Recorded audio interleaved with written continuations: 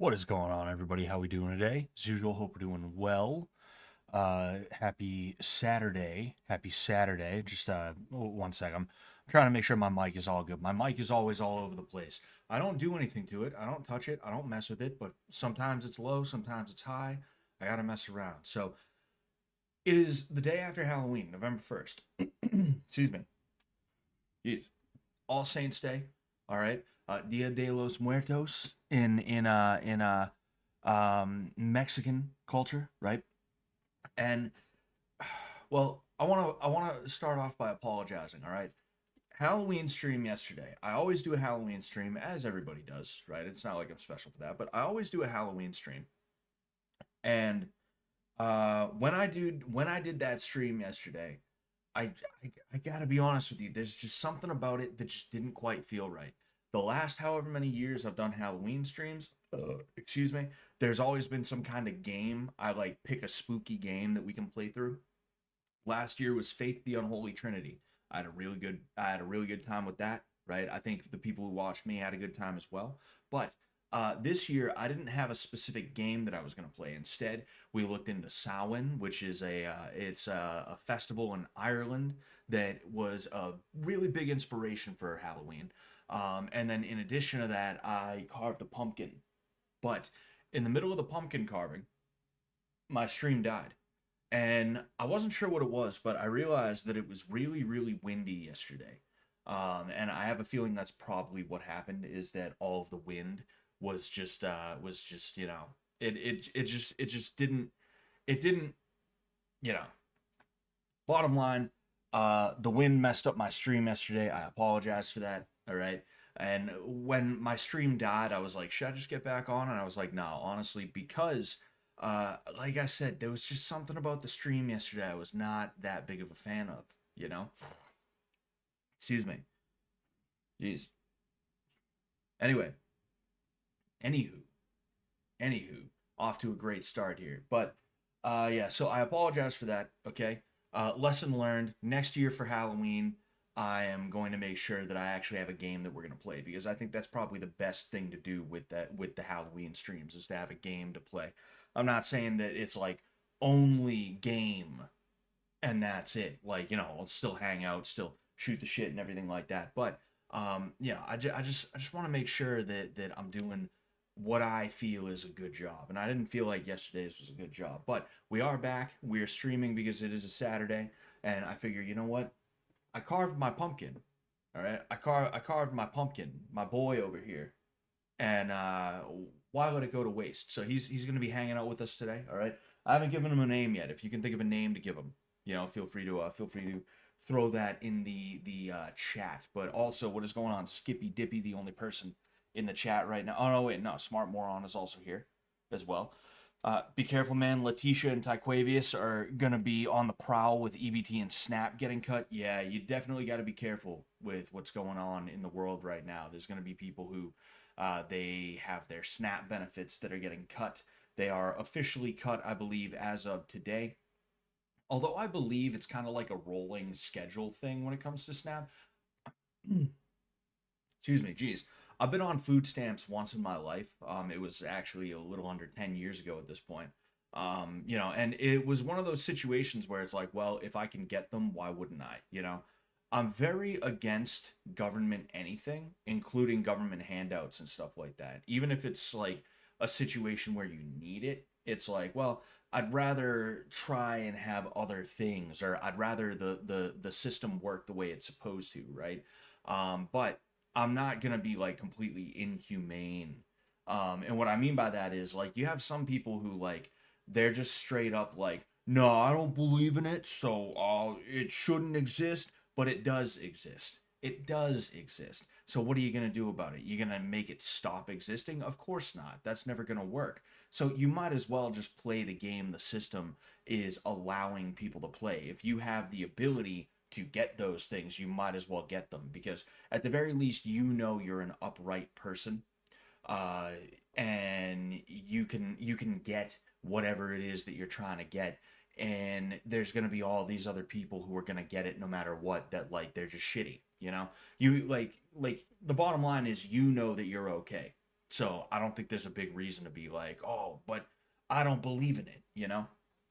It, ideals are just that. They are an ideal. They are the ideal. In an ideal world, we wouldn't have to deal with that. But we don't live in an ideal world, so whatever, fucking Gibbs, you know? Um, but overall, like, um, yeah, it's oh yeah, sorry.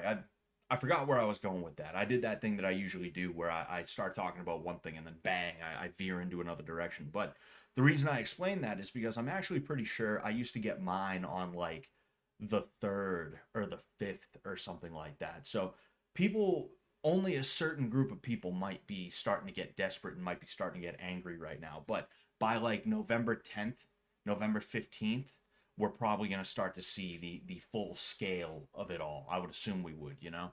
Um, my advice, I already said this on Twitter. My advice is be careful where you're going, right? I know the ghetto grocery store might be closer and it is probably cheaper than the one that's not ghetto. You're paying to be safer, is really what you're doing. You know, it's like Walmart versus Target. I might be going to Target instead of Walmart. You know, um, um, you know, what's it called? Whole Foods instead of fucking like whatever ghetto grocer you have around you. That type of shit, you know. So like just avoid places where you know that lower income people tend to shop because I mean, who has the EBT? Well, it's lower income people, you know. And they are probably going to be hanging around a Walmart waiting to see somebody of a certain complexion to try and mess with them. So it's probably better for you to just avoid places where lower income people shop in the first place. And then on top of that, you know, park as close to the store as you can. They call it the felony lane because there's less cameras, right? The felony lane, right, is the felony lane is the furthest um, parking spot away from the store. Therefore, typically, it's going to be the furthest away from any surveillance and anything like that. Less people are going to be like in that area to get a license plate. Don't be parking there. All right. The reason they call it the felony lane is because if somebody's going to rob a place, a lot of the time they'll hang out in that lane. You know, the getaway driver or whatever, right? You don't like park as close as you can. Is the bottom line that I'm trying to say. Make sure that you have your head on a swivel. Avoid people in general, if I'm being honest with you, but like especially sketchy people. I said in the tweet, if somebody looks like they're walking towards you, they probably are, you know. And that doesn't mean that like just because somebody happens to be walking in your general direction, like you can tell if somebody's walking towards you with their eyes on you, like fixated, you know. Um, just look out for that kind of thing, you know. uh avoid like being too close to corners and stuff like that. It's like I want to give advice that can help. Not that I even think anybody who watches me needs that advice on that level, but like it's look, it's my autism. I get to choose the niche interest, okay? The bottom line is like keep your head on a swivel, avoid places where bad people tend to hang out. um you know, and just try your best to get in, get out. You know, don't be lollygagging. Park as close to it as possible. Somebody tried to counter signal me on Twitter, right? I'm gonna read this because this is the type of shit that I can't stand in people. You know, people who they feel like they just absolutely positively want to they just like want to feel like they know shit. They want to feel like they're an expert in something. I just realized. One moment, I have to because Twitter's broken. So you know. By the way, I said it last night. I'm not streaming on Twitter anymore, at least for the time being. I switched from Twitter to Kick, so there's still three places that I stream. It's going to be YouTube, Twitch, and Kick. I made the switch because people are having a much easier time gaining some kind of traction on Kick. I'm not saying that I made the switch thinking I'm gonna be like the next who's Asmongold, right? But it's just like yeah, whatever. You know, people don't even watch me on Twitter like that. You know, every now and again I get somebody who makes a comment, but like I guarantee you they just pop in to say something and then leave. you know. I feel like it's probably a little bit better for me to stick to an actual streaming platform. But I'm looking for this tweet right now. Um, yeah, so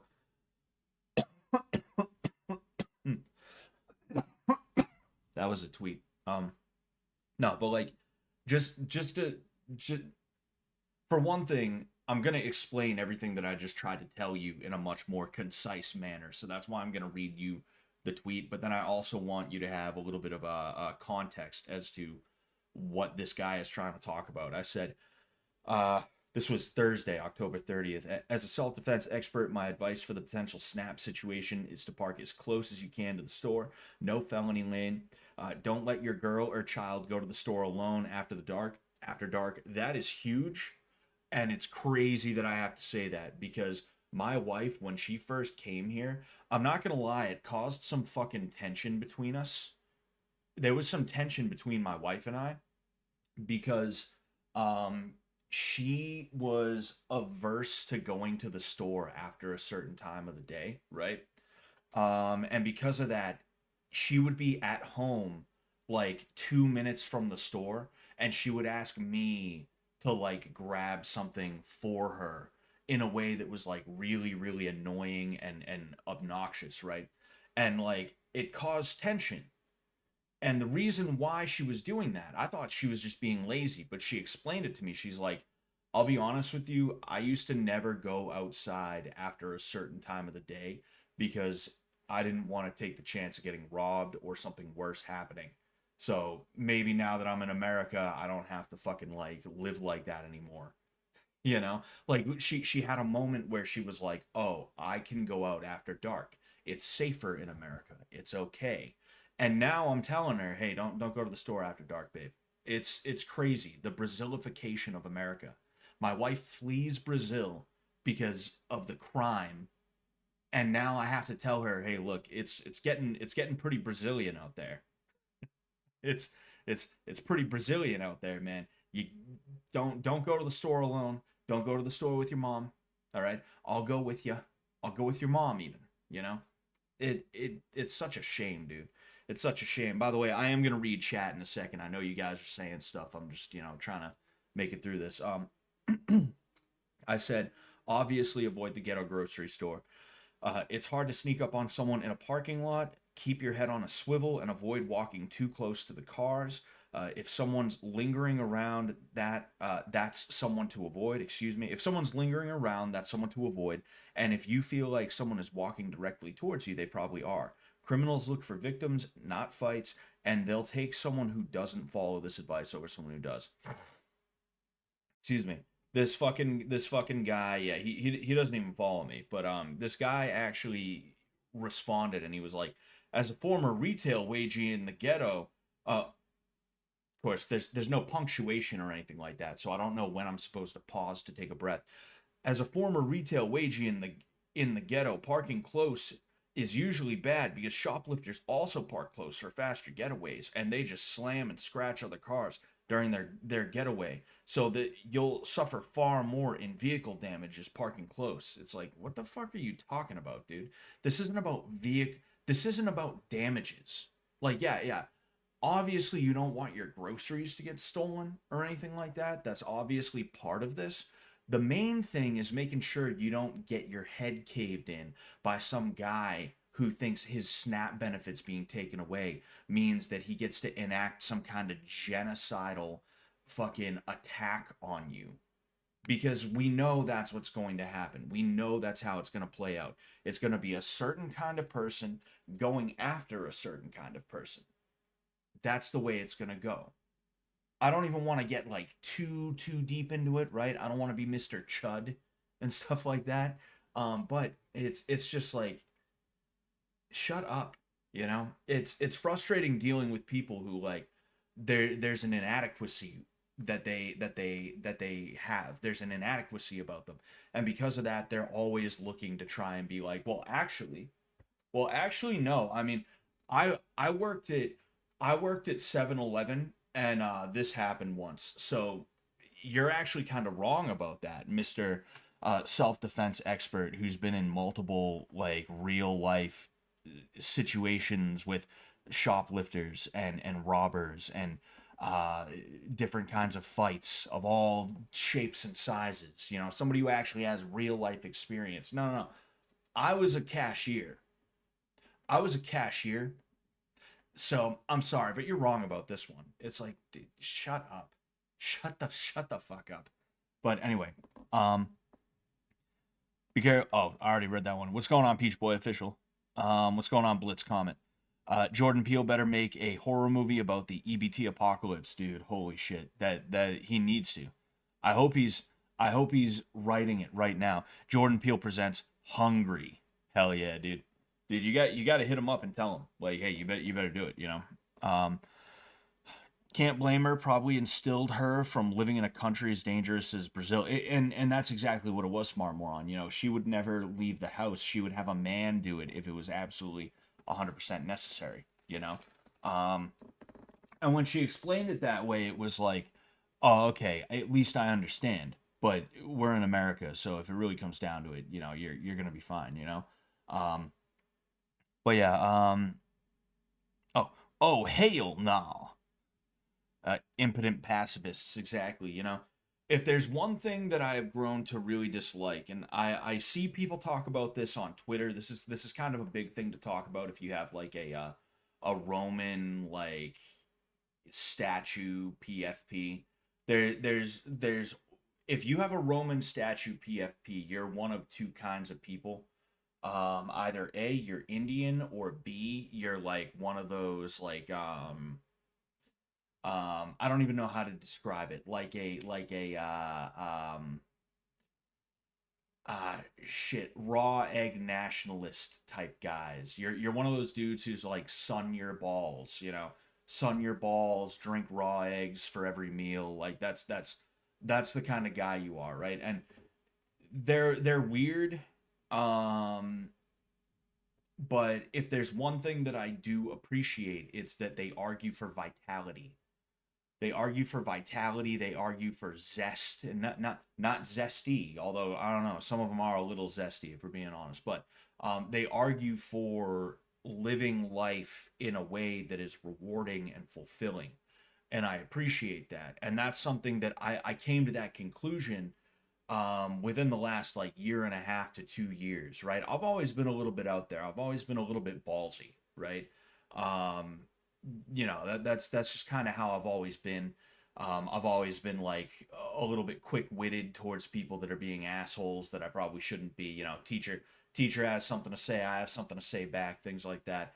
But like I realized that this world, if you were to take everything and anything political or societal out of it, a lot of what this boils down to, and people don't even realize it necessarily, but a lot of what it boils down to is an argument either for or against vitality, super male vitality. No, but just living life in a way that is colorful, living life in a way that is beautiful and vibrant, living in a way that can you can wring the rag that is life and get every drop that you are able to get out of it, right? And if you pay attention, these kinds of people exist on both sides of the spectrum, meaning the people who are like, no, don't do that. You know, the people who want life to be gray, the people who want life to be boring and overly safe, and they want everybody to be overly socialized and things like that. They exist on both sides of the spectrum. It's just right now we really are dealing with like a ton of them that are on the left wing, right? Um, but overall, like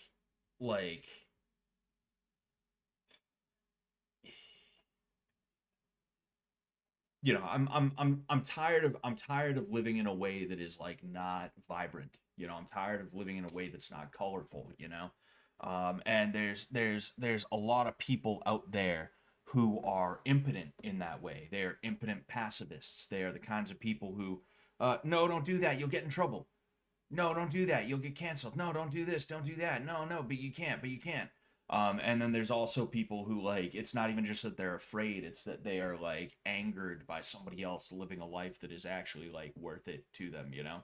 um and that's where you get a lot of different kinds of people. You get like one of the things that I saw on Twitter recently was, and Pearl Davis was talking about this, and there were other people who were talking about it too.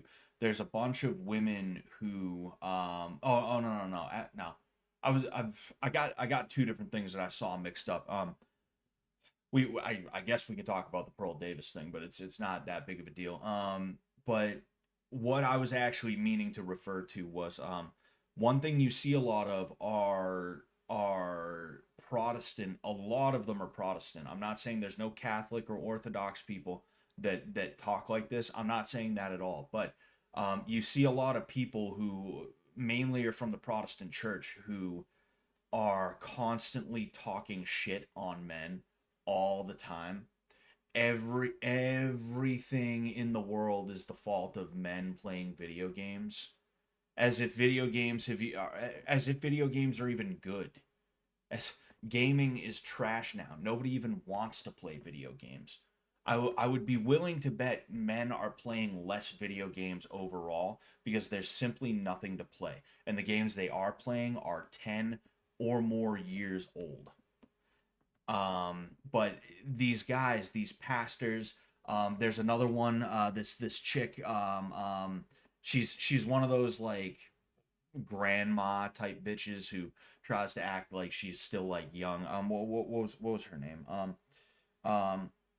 I don't know. It was some Catholic chick that I can remember from like years ago. I used to see her on Facebook. But she's talking about like, we need men to be strong. We need men to be strong for us. It's a method of control, and it's a method of trying to make your life worse. It's a method of trying to make you into a servant. Just because someone says white people are not evil, it doesn't mean they're your friend, you know? And this is what I said about Dugan.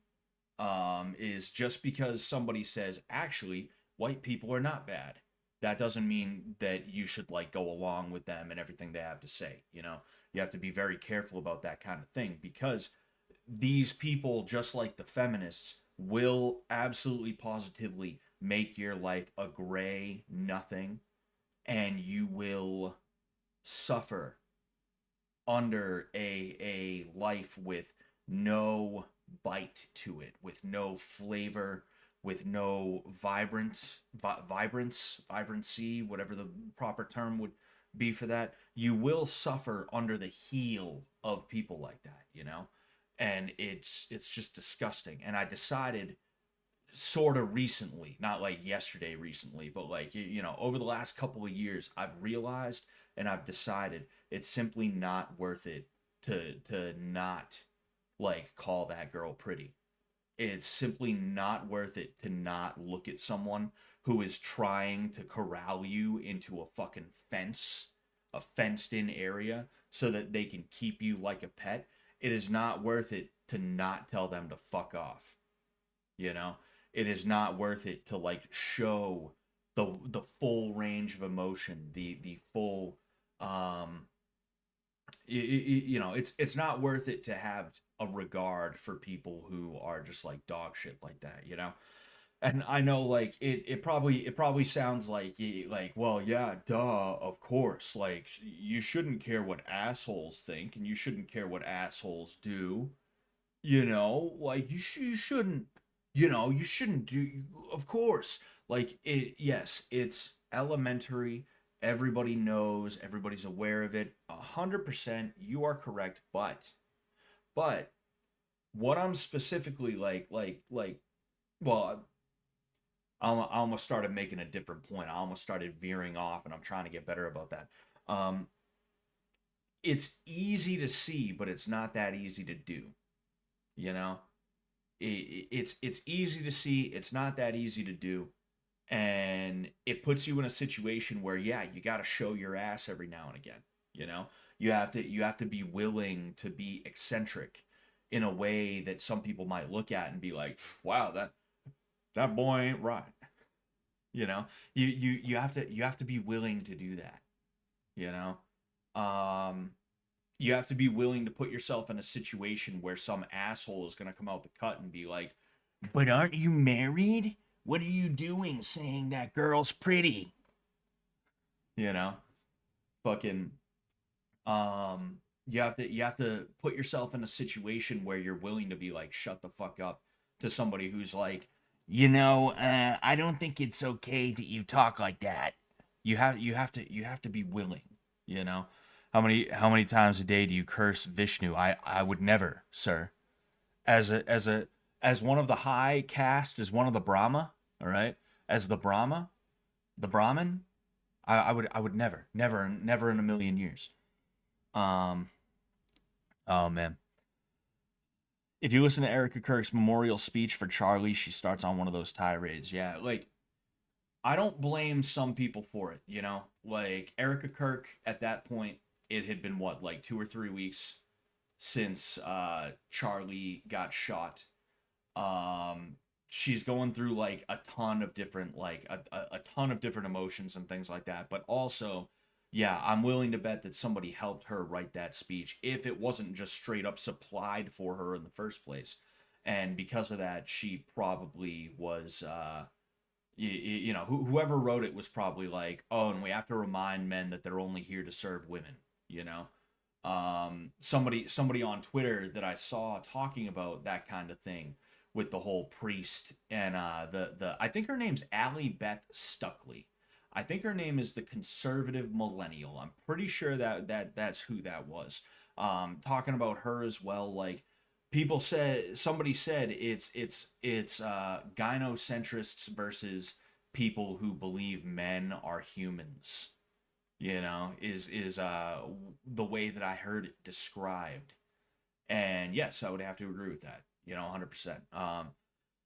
Just because a girl boss decides she likes low taxes, just because a girl boss doesn't want SNAP benefits, just because a girl boss is like, actually, I don't think masculinity's toxic, that doesn't mean she's your friend. That doesn't mean she's on your side. There's a very good chance she just sees another grift.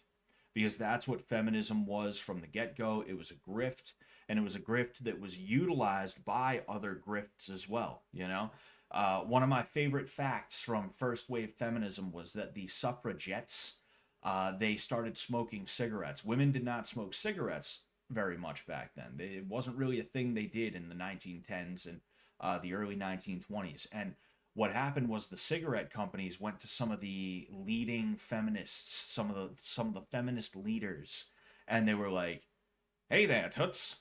It's 1919. I'd say it's about time women start smoking our cigarettes here. I'm Joe Fillmore from Fillmore Tobacco and shit. That's our official name, you see. Why don't you and some of your ladies here start smoking our cigarettes, and you can do it in front of the press. You can even call them freedom torches." And that's literally what they called them, was like freedom torches or like liberty torches or something like that. Is what they called them. So yeah, women started smoking cigs after that. Women picked up one of the dirtiest and most harmful habits that you could have outside of hard drugs, you know? And it's like, holy fuck, man, It's a lot of things versus a lot of other things, but one of the big things that like you can boil it all down to a lot of the time is vitality and health versus whatever the opposite of vitality would be, and then just death and suffering and boring, you know? And that's one of the things that you really have to focus on, in my opinion. It's a very powerful ally to you in this little culture war thing that's going on, is focusing on the fact that the enemy is just so fucking boring, dude. Because nobody likes boring. People don't like me because I'm boring. I know that. There's people out there that simply do not like me because I am boring. They can't really point to anything legit that is like good enough of a reason to be like, I fucking hate that guy. But I'm boring. And because of that, they simply hate to see me on like screen for Fish Tank, or if somebody talks about me in like the subreddit, or like yeah, I know there's some ironic support for me on 4chan, but like the people who don't do the irony thing, they'll hate my guts and shit like that, um and it's got nothing to do with me genuinely being like a bad guy, you know. I try my best to be as good of a dude as I can be, and I make mistakes and I do dumb shit sometimes, but we're not even really talking about that in like its purest sense. Just saying. But um, the fact is, like, people hate boring with a passion that you would expect them to hate evil with. But people are willing to accept evil so long as it's not boring. And as a good example of kind of the opposite end of the spectrum, you get somebody like John Jones. Now, I know public opinion has sort of turned on John Jones over the last however many years, but there were so many things that he did, and people loved the fuck out of him for so long. The amount of shit he had to do to get people to be like, en masse anyway, to get people to be like, wow, this guy fucking sucks. The amount of shit he had to do, man, you know? And a good foil to him, right? Take me out of the equation. Daniel Cormier. He's not even like boring. He's got a good personality, right? Excuse me. Seems like a fun guy to be around. I would love to be in a wrestling room with him. He would make it so much easier when we're doing the 100 sprawls and the spin drills and shit like that, because he'd keep the energy up. But Daniel Cormier was like the inverse of John Jones in almost every way. Like, even Daniel Cormier was kind of short and fat, John Jones tall and skinny. But people hated him, and it's like, why? What did he do? He didn't do anything wrong. The dude's an Olympian. Fucking, he's a champion in many different fields, and he comes in here and he doesn't do drugs. He doesn't do steroids and shit like that, and he gets booed by people. People fucking hate the guy. It's like, yo, that was crazy to see. Like 7, 8, 9, 10 years ago, when that shit was going down, that was like insane, you know? And if you're smart, you'll learn a good lesson from that. And that lesson is, people don't like boring more than they dislike criminal. It's unfortunate, you know. So if I was Mr. General of the culture war for the good guys, for the right wing, that's one of the things that I would absolutely positively focus on with like a vigor, with a fervor. Is like, hey, those guys suck. They're boring. We're having fun over here. Pick a side. You want to always be walking on eggshells? You want to always be bored? You want to feel like life is simply not worth living? Go ahead on over there. Good luck. You know? Anyway, it's not who's right who wins a war, it's who's left. Exactly, Resonant Properties, you know? Um, Gordon St. Clair Squigglestein says, literally the very first story in the Bible is about what happens when men listen to women instead of the other way around. That's literally how sin was created. Indeed it was. Indeed it was, you know? Unfortunately, a lot of people think like it's pride, you know? People are prideful. And I mean, I have a prideful streak of my own, you know. I'm a sinner and I sin the exact same way as some other people, right? But it is prideful to believe that you have some kind of ability to not be what was what Eve was, you know? It is prideful of you to believe that you could not be what Eve was, and that you don't have to listen to what God said, or that what you're doing is not what God said not to do. Because, well, I mean, and then you start rules lawyering about the Bible. You start doing what the fucking Hasidics do with Judaism. Like, oh well, it's all right. I can go wherever I want because we have the string in the sky, people. We got it, so it's all right. Well, You see, I forgot to cut the toilet papers, so I'm just gonna look away and I'm just gonna rip. It's okay. I'm totally not doing work today, God. Like that's what a lot of these women do. Is like what a lot of these ultra orthodox Jews do with like the Sabbath, their Shabbat, their Shabbos, you know. And it's like, yo, shut up and get out of my face, you know. And it's on purpose. It's not by accident, you know. It's not just a big old accident or anything like that, you know. Um, Only way to get away with being a bad person is to be supremely talented or just charming, you know. Um, I've known people who they're not good at anything. There's absolutely positively nothing that they have going for them, or at the time there was nothing that they had going for them. I know this one guy who cleaned up his act. I haven't spoken to him since. I'm sure he's probably exactly the same. It's just that, like I said, he cleaned up his act, so he's not hanging around smoking other people's weed, drinking a 12 pack a night, you know, sometimes more, and doing coke. He's not doing that anymore. But he's probably the same guy relatively, you know. And he was somebody who like he would just go into a place. He would never put money down for weed or booze or food. And he straight up said that to us one day. He was like, "Yeah, I mean, you guys always pull out weed or something like that. Why would I throw money down or why would I bring my own when I know one of you guys is gonna pull some out?" Like literally, he in like no minced words. He said that pretty much like that exact thing. The verbiage was a little different, but that is what he said. You know, um, and people put up with him because he was entertaining to be around. He was funny. He was charming. He was good. He was fun to pal around with, you know.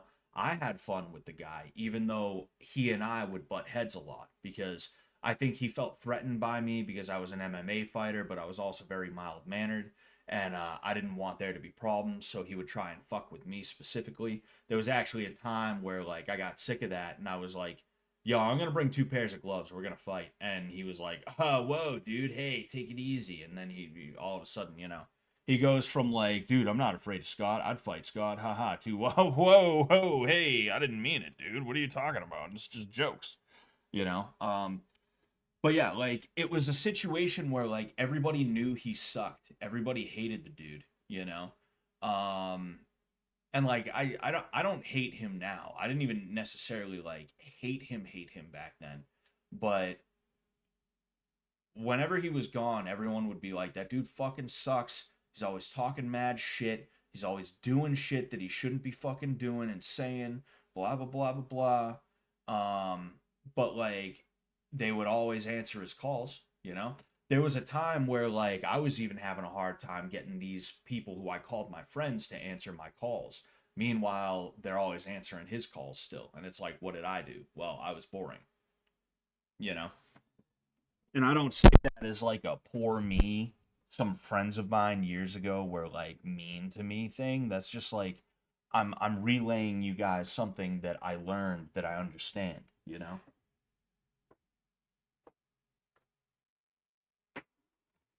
Oh, sorry, I'm grabbing a Coke.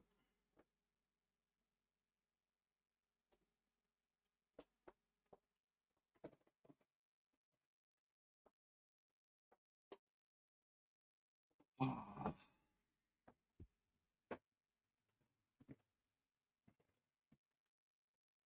Hope my microphone is working fine.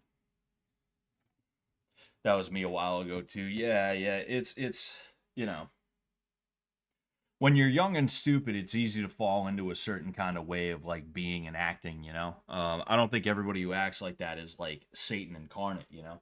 But there is definitely something really bad about acting that way, you know. Um, wait, what? And now that guy is making Sopranos brain rot on Instagram. What are you talking about, Gordon? I'm confused. I'm confused about what you're talking about. Um, I'm talented at working out my right arm every week. Yeah, me too. Sometimes you got to switch it up though, you know. Um, Mhm. The, that girl boss can eat my man sauce, says user one. Yeah. Ah, yes. Oh, yes. Oh, yes. Um, sorry, I want to check Twitter again to make sure of something. Hmm.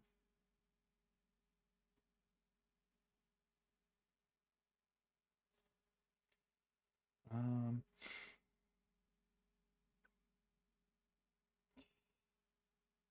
all right, yeah, fuck it. Anywho, anywho, um, I was starting fights, but I was a weed and alcohol and food and money mooch. Oh, you weren't starting fights. Yeah, that's good. Um, yeah, that was the worst part about the guy is like if he was not such a bastard, honestly, I don't think anyone would have had a problem with him, you know? I mean, eventually someone probably would have been like, "Yo, dude, when are you going to start like, pulling out weed yourself?" Cuz of course, it's one of those things where it's like when you have weed, when you have food, when you have booze, he's around, but as soon as you run out, he's like, nah, I'm hanging out with this guy today. Um yeah, it's just really unfortunate, the way people are, and you have to be very careful to not fall into that. And that's something I've always tried my best to be careful not to fall into. Like there was the way we met, right? First, we went to school together, but like we only had like one class together, and he was a few grades ahead of me. So like, we were aware of each other. I went to kindergarten with his brother, and then I also wrestled with another brother of his. It was one of those things. They have like five siblings, but this um we met through this one guy, right? He was this dude. I met him just after I graduated high school. He had just come back from Afghanistan. He was in the middle of his third tour. He got too injured to continue, so they had to send him home. He was one of those guys. His whole life was going to be the army. He wanted to make it to Green Beret. Literally, he said he watched Rambo, and he was like, "I want to be one of those guys." But yeah, so he's just kicking around. He doesn't know what to do with himself. He doesn't even have disability yet. There was a time where the army was trying to fight him. He had grand mal seizures, and he was like not getting money from the government. They were trying to fight him on it, and luckily he got his money. Um, excuse me. I was hanging out with this guy basically since day one. Not literally day one of him getting back, but like since before he had government money to spend. I was hanging out with this dude. And I wonder how the shutdown affects him. I'm wondering if he's gonna get his monthly gives this month. I don't want to hit him up and ask. I haven't talked to him in a long time, but I'm wondering about that now that I think of it. Maybe I can Google it or something. But um, this dude was shoeless Joe would be turning in his grave if he saw me. Who's shoeless Joe, Ravi G? I'm curious, but um, yeah. The bottom line is like I was with this dude. I was supporting this dude. I had like a really great like respect. I almost said affinity, but that's like that's like if you were a fan. I had a really great respect and appreciation for what he did because at that time I was like, well, he's defending our freedom. Um, and like even this dude was still choosing like scumbags over me just for the fact that I was boring, you know so that's one of the things you have to work on is like not being beaten into submission so that you end up boring. I was given what I like to call good boy syndrome where like if you were young, right? And I've since overcome this for the most part, but as a 30-year-old man, I can't be like causing trouble. So, it just is what it is, right? But if you're one of those kids who you're at the grocery store and an old lady comes up and approaches your mom and is like, "Your boys are so well behaved." It's over before it even started. You better start fucking causing some trouble. You better start pulling girls' hair at school. You better start sticking gum under the seats. You better start telling the teacher no. You better start causing some fucking trouble, dude. Because that's what young boys are supposed to do. Young boys are not supposed to be well behaved so that their mothers can get compliments and things like that. Because what that does is it puts you in a situation where you will have a hard time standing up for yourself in the future, and you will be comfortable with the idea of being passed over for things that you have worked for and that you deserve, and you will not fight for it. You will not fight for yourself. You won't advocate, to use uh, therapy speak. You know, you're not going to advocate for yourself in the ways that you need to advocate for yourself. You know, and it all starts with your mommy wanting to use you as like an ornament. It all starts with your mom wanting you to be like her dog, essentially, you know, where she's going to carry you around, and you're going to not even carry, she's going to drag you around, and you're going to get compliments about how well behaved you are. You know, you don't get anything out of that. And then later on in life, when you have to actually stand up for yourself, because people don't just give you anything, you got to fight for every fucking thing you can get from everybody all the time. Standing in line patiently isn't actually going to help your ass out. You know, when you realize that you're not going to be able to do it, you know, you're going to get guilt pangs, you know, that shock of guilt, like, oh man, because you're asking for something that you need or deserve or anything like that, you know. um it's gross. It sucks, you know. People will bitch and moan, and they'll complain, and they'll be angry at you for things that you do, but at the end of the day, like, they'll get over it, is one of the things that you have to be aware of, and one of the things you have to be comfortable with, you know. It's like, excuse me, you know, you can't believe that there's going to be a right answer that allows you to like not get yelled at or not get mistreated, you know. And if you have a mom that's like, oh well, make sure you stay quiet, and you actually do it, you know, it's like, fuck. And the problem is that mothers will put their kids on like all sorts of medicines and stuff like that, that like fuck with their hormones, you know. They'll give their children chemical lobotomies just because they want a because they want a puppet, is what they want, you know. It's gross. It's one of the worst things, you know. And I think mothers who do that, I think mothers who do that deserve some kind of like real and severe punishment, some kind of corporal, capital, or just like some kind of imprisonment as a punishment, you know, depending on the severity of it. I think it should be I think it should be considered the same thing as not just child abuse, but in some ways it should be considered sexual abuse, you know, or at least on the same level as sexual abuse, because of some of the things that will happen to these kids, you know. You're basically giving kids like estrogen when you give them some of these drugs. Like if you look up a Risperdal or Risperdone, which is the generic version of it, Risperdal was known to give men, especially teenage boys, gynecomastia, which is female breast tissue, you know. um, and like, just it's disgusting, you know. A lot of mothers are just absolutely like disgusting, reprehensible, deplorable, you know. And it sucks because you can't even really do anything about it. You know, they're just gonna fucking do whatever they want. But anyway, um, hmm. Oh, uh-oh. Uh-oh. Uh-oh. Freud and his Freudian psychology complex caused the suppression of this wisdom. I would assume so. You know, that I would assume so. I don't know that much about Freud. The only thing I really feel that I need to know about Freud is that he thought cocaine was an adequate prescription for a host of different issues. And not only did he think it was a good prescription, right? Because look, I understand. It's not like they had the FDA back then talking about, oh, well, you know, this is bad, that's bad, right? Cocaine was just a thing they did back then. I understand. But the fact that he was doing cocaine, the fact that he was a coke fiend, and he's going to turn around and he's going to be like, you know what you need? You ever try cocaine? It comes from South America. It's actually really good. It's you see what they do is they take this leaf and they pound it down and they put a bunch of water in it and then they strain the water and then they let it dry. It becomes a paste and then they like the fact that he's sitting there wired out of his mind, listening to people talk about like trauma and he's like, you know what it sounds like?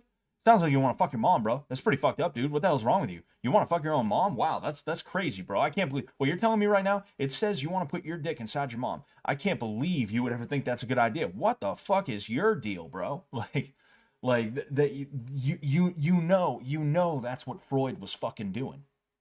You know, just sitting there,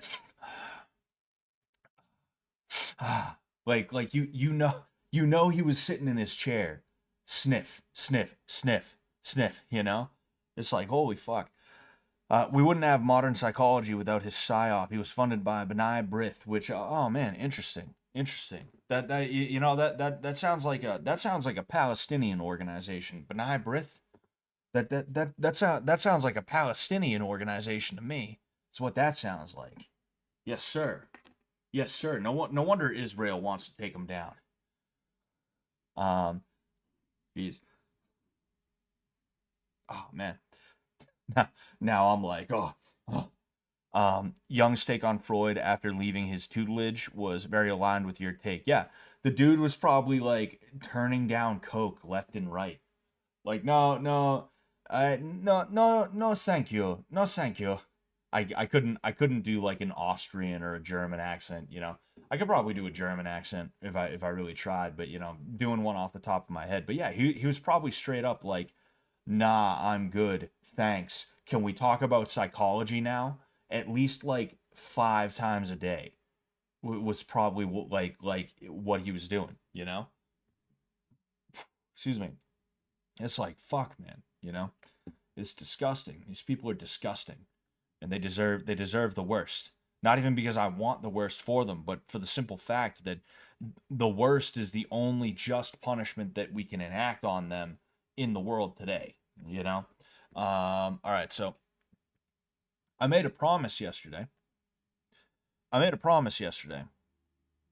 Yes, it was here. So I've been playing through the Elder Scrolls 3 Morrowind since I want to say like May or June of last year. My first playthrough, I played Morag Tong. I played the temple. I like sometimes I role play, sometimes I just want to feel like a god in the universe, you know, in the game that I'm playing. So like every now and again I'll play like, oh, this is the build that I'd like to play. Other times I'm like, nah, you know what? I just like I want to be good at everything. I want to level everything that I'm able to level, right? Um so like I didn't just play Morag Tong Assassin and then pick one of the houses or anything like that, you know. I did Fighters Guild as well. I did the Imperial Cult as well. Um and then I did the Hlalu, the House Hlalu quest line is what I did. And you know, I had a good time. I think I'm not really big. I'm not really big on any kind of like magic in any game. I'm a hack and slash kind of guy. I like hitting people with shit. Either that or I like sniping with arrows and stuff like that, as everybody does in like a game like Skyrim. But I think if I play through Morrowind again, which I will, I'm gonna have to go for a I'm gonna have to the Risen Dead event. Okay, we'll play this one after, but I'm curious about this War of Rights one, but um I'm gonna play a magic. I'm gonna play a magic build next time I play Morrowind because the magic system in Morrowind is vastly superior to any Elder Scrolls game or any game that has magic that I've ever played. I've got to say. So I originally told you guys that I was going to play through to the end. I was going to finish off. Oh man, I might have to turn this down. We shall see. Meaning the game audio. I might have to turn it down a little bit, but um, yeah, yeah, yeah.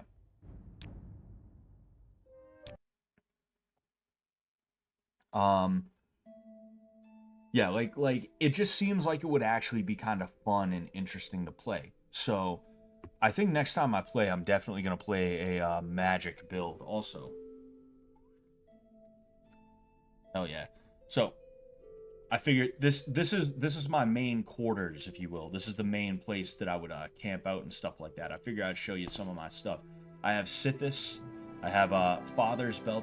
Any joke or like Easter egg or meme, weapon or item I took back here. Like for instance, this is the band hammer. When I saw that, I was like, that's a good one. That was a good one. That was a fucking good one. Then there's the Sixth House Bell Hammer. I thought that was cool. Her Ebony Scimitar from what was Tribunal. What's it called? The Tribunal expansion. This is Goblin Sword, also from Tribunal. I got a Dark Brotherhood Helm, also from the Tribunal expansion. What was in here? Nothing. I had a ton of shit in here, as you can see, you know. Black Hands Dagger, you know. That was I believe that was the Morag Tong quest line. I'm pretty sure that was. Skull Crusher, Dire Flame Blade. Let's see what else I got. Belt of Orc's Strength. I have a couple of skooma pipes. I also have a ton. I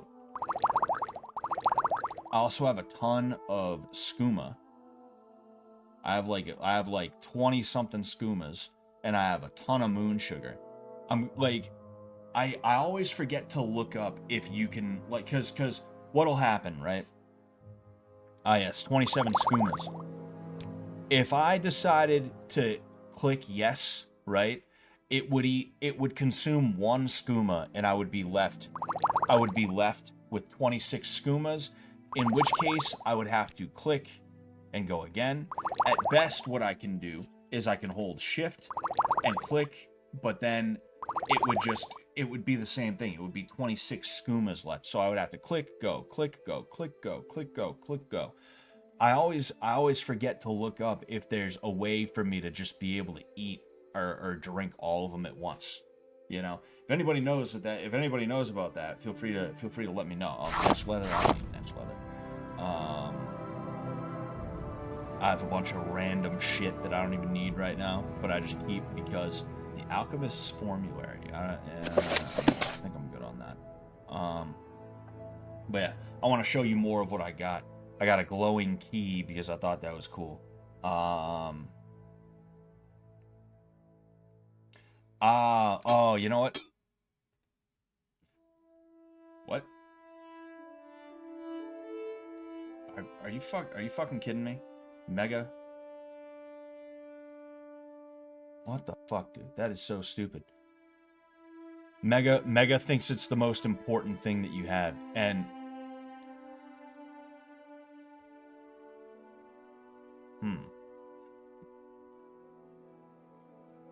hold on, let me exit. No, wait, no.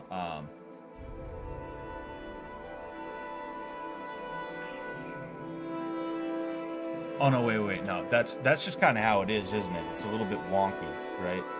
I'm pretty sure that's how it is. I don't know. Hold on one sec though. I also need to go here. Why is that being weird and annoying?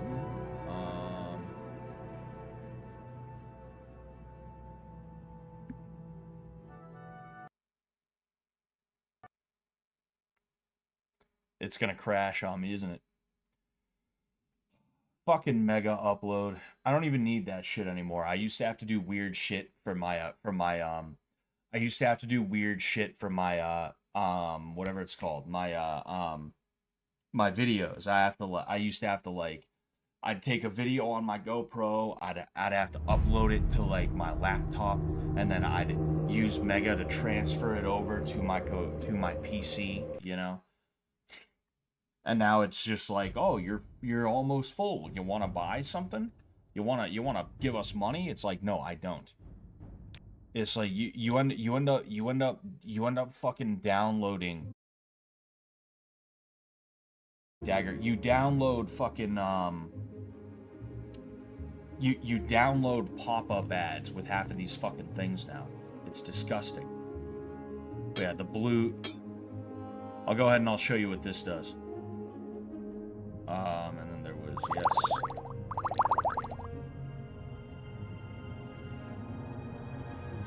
The Blue Dev Ring of Viewing, or whatever it's called.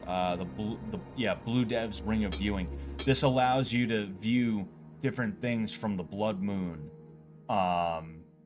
expansion. Excuse me. Yeah, you know, we'll go Wild Hunt.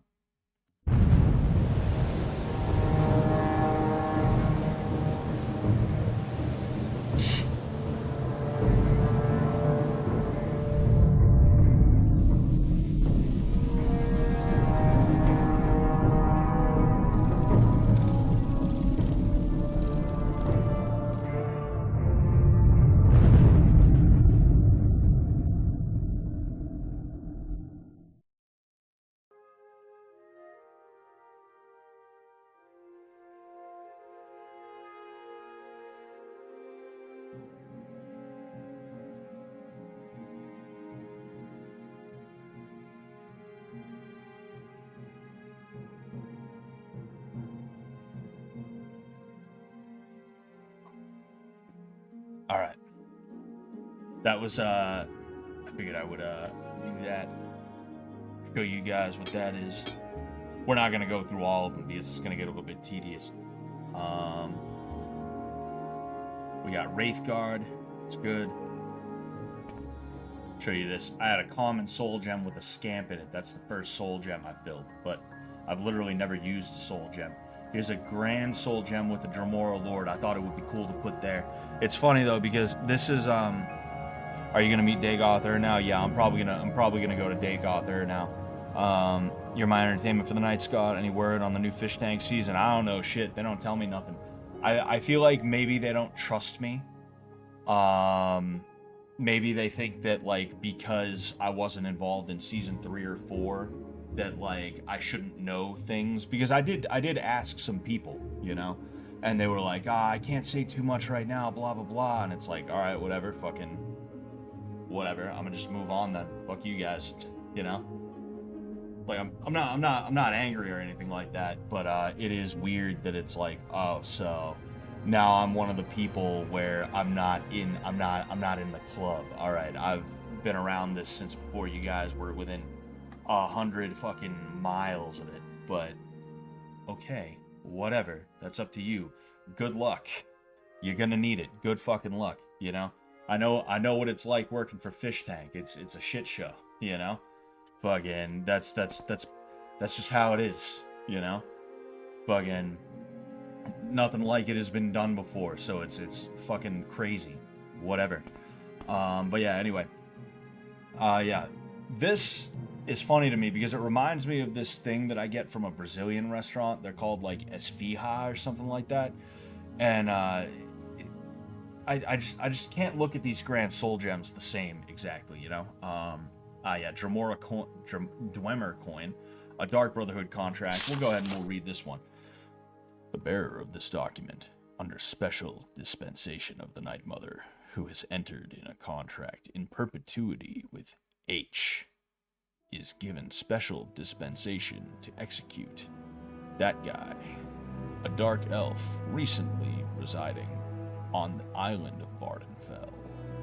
In accordance with all laws and traditions, the aforementioned personage will be executed in the name of H in the most expedient manner possible. All services of the Dark Brotherhood are at the disposal of the bearer of this binding and non-disputable document. Anyway. What else did I have? Oh yeah, the real Nerevar. I forget if I need this for the end quest. I forget if I need this for the end quest. Here is a severed Nord leg that you can use as a weapon if you so choose. I got a kick out of that, so I figured I'd keep it. Nerevar Moon and Star. I forget if I need this for the end quest too. I gotta be honest with you, it's been a while since I got given the end quest, given the actual fight with Dagoth. So I'm just kind of like, yeah, well, all right. What do I gotta do again? An ornate Dwemer goblet, some ancient Dagoth brandy, a House Dagoth cup is what I got. Was there anything else? I don't believe so. LOL, to be fair, it's Jet's project more so than Sam, I guess.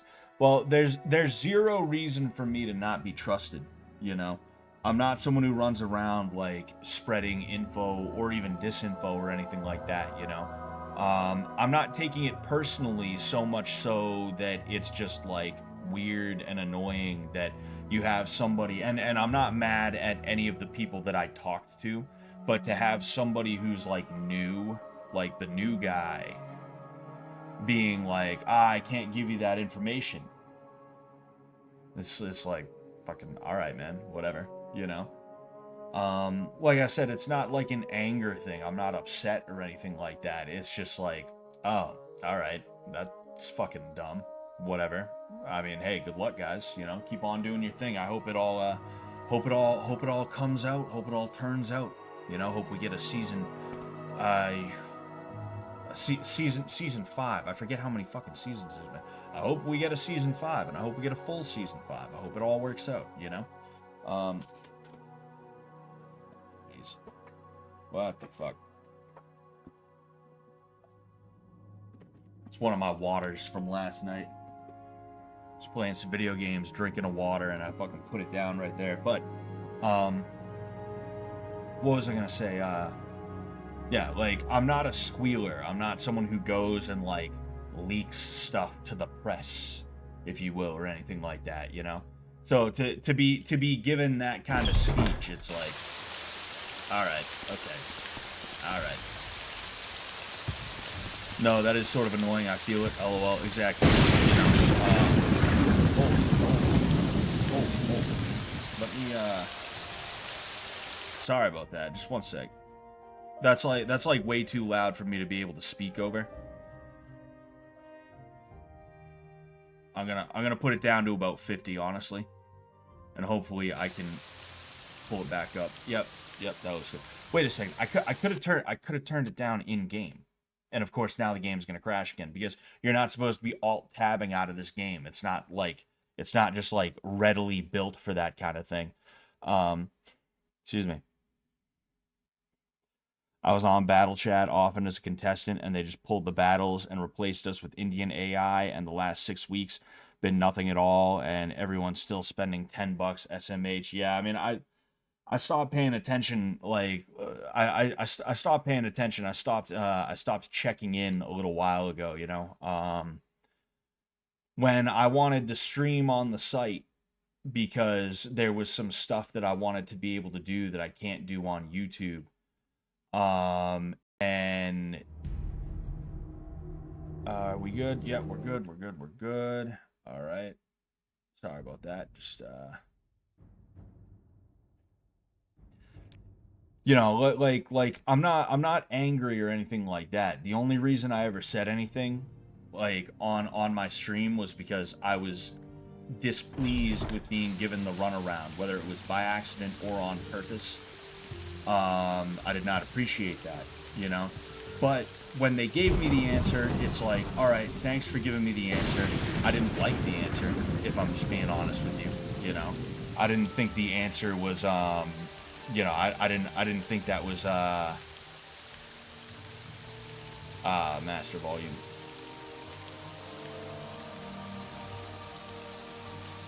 That's the, I just turned the master volume all the way down. Maybe I have to. Yep. All right. Okay. I just wanted to test what would happen there.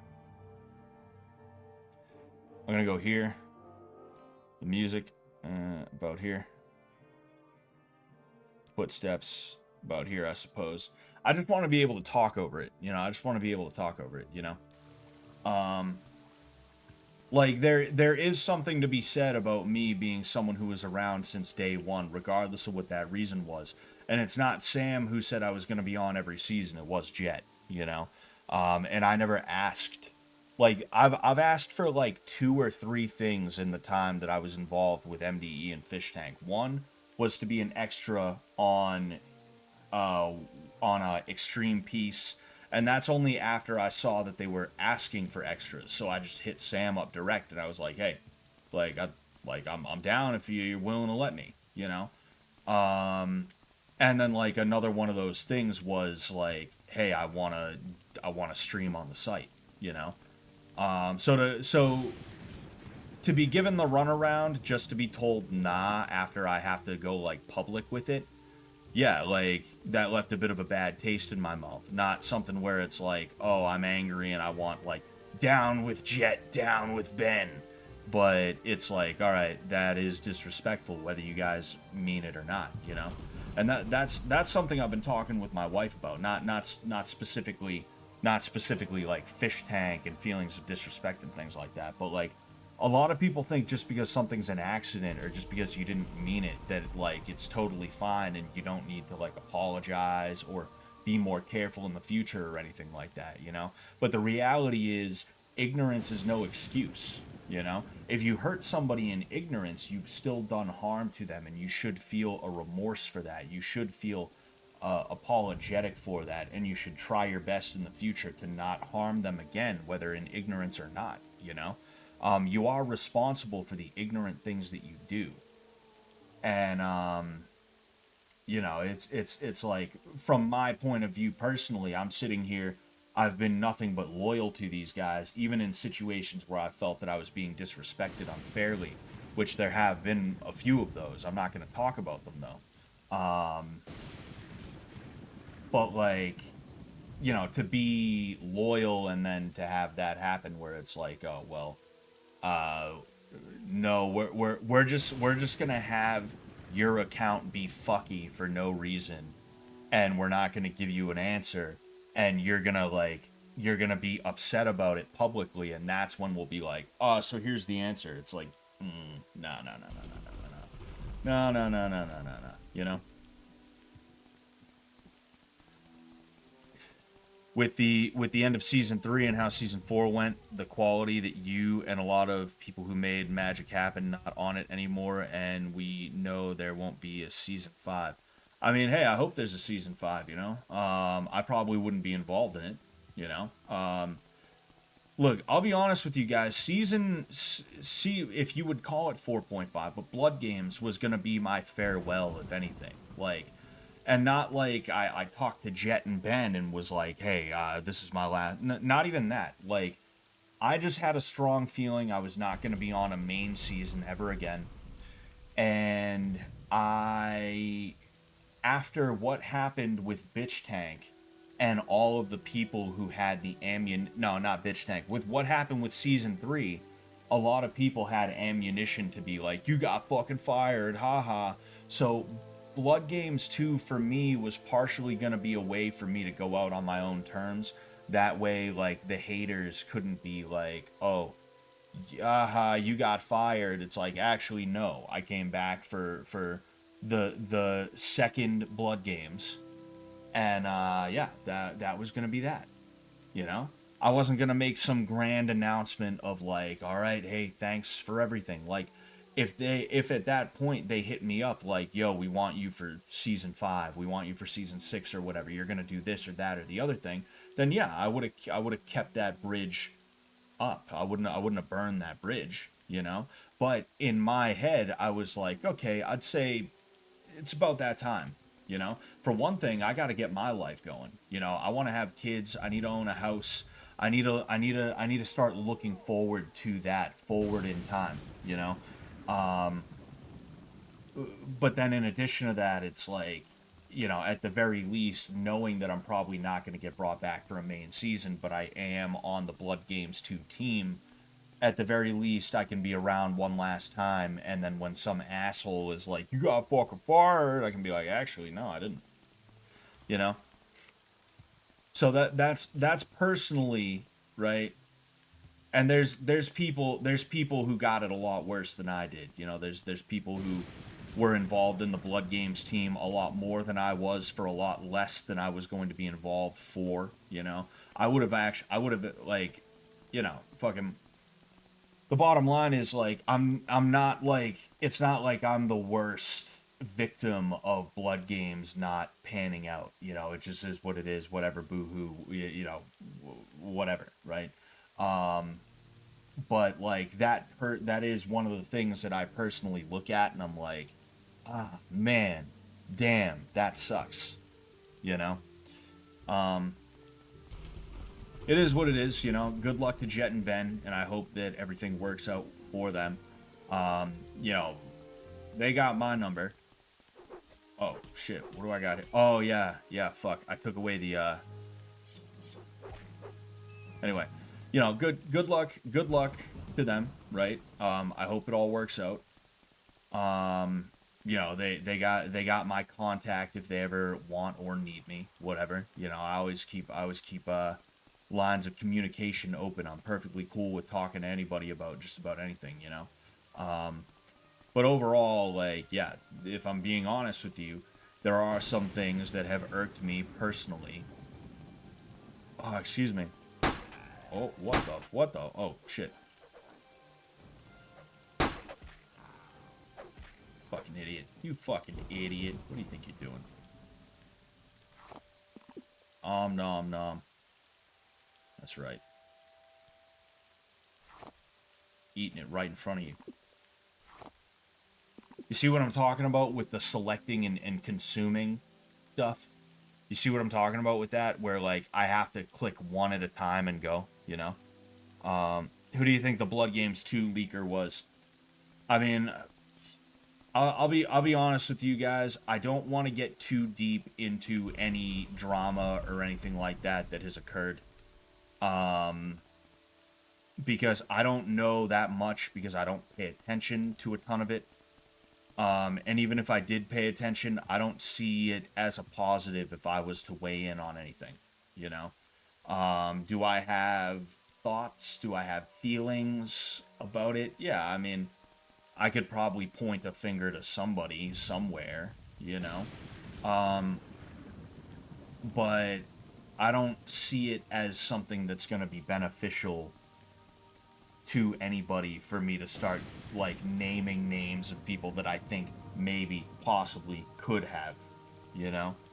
Um, but yeah, you know, it just sucks because like if I'm being honest with you, I don't know like I don't know exactly who leaked it and I don't know why they leaked it, but they weren't hurting Jet and Ben with that, you know. Like they were hurting the people who put the effort in, you know? And I don't know what their motive for it was or could have been or anything like that. Beats me, right? Um, but it just, you know, it just sucks. You know, I talk about being on the writing team and I was, but like I was not like the I'll be honest with you. This was the first time I was ever trying to write anything, you know. I never wrote anything before that. Never worked on a D&D campaign. This was kind of a big piece to bite off. You know, I bit off like a lot more than I realized I'd be able to chew by being a member of the writers team. And it doesn't mean I didn't have my it doesn't mean I didn't put in some good ideas every now and again. It doesn't mean I didn't help flesh out an idea or like provide the spark for an idea. But like the people that I think really were victimized by that, if anything, if you want to point out like victims of leaks, it would be like Xavier. It would be Soda Man. You know, it would be you know, other people like that. Um, Come on. Fucking Cliff Racer. Yeah, that's right. You better run. You better fly away. Yeah, that's right, pussy. Get out of my face. Oh, here he is. These things are annoying because you can only attack them from the bottom. Like, if I did TCL, if I toggled collision, and I got up to the same height as the cliff racer, I would not be able to attack it. You know.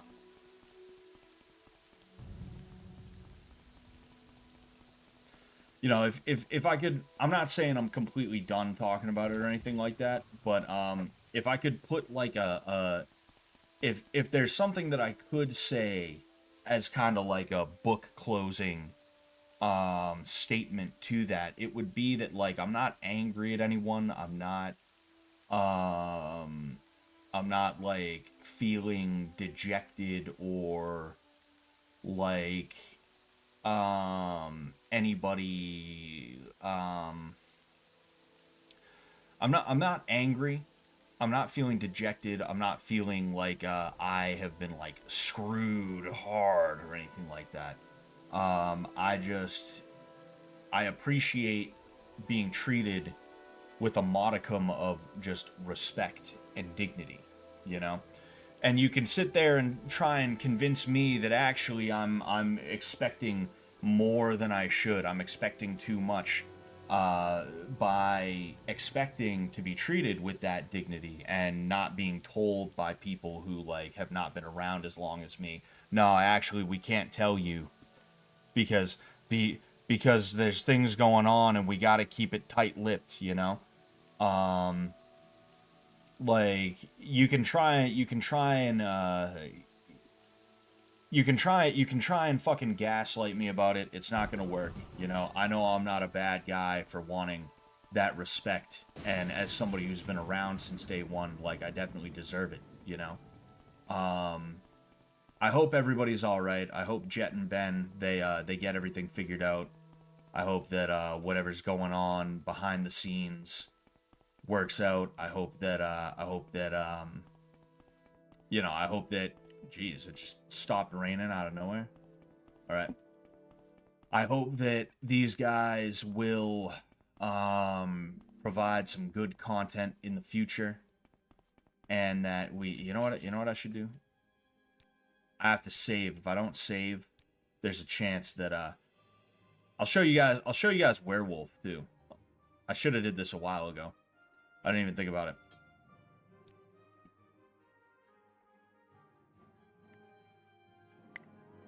You know, I'm doing a bad job of trying to put a cap on it, you know.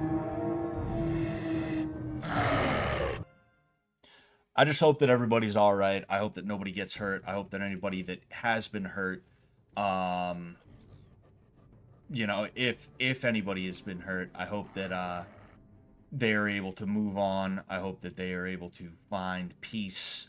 I hope that there is some kind of reconciliation that can occur between them and whoever may have hurt them. Yes, this is the Ghost Gate. This is exactly where I needed to be. And yeah, I just hope everybody's all right. Bottom line, you know. All right, come on, baby. I love the werewolf form because you can just like you can jump so far. It's cool as hell.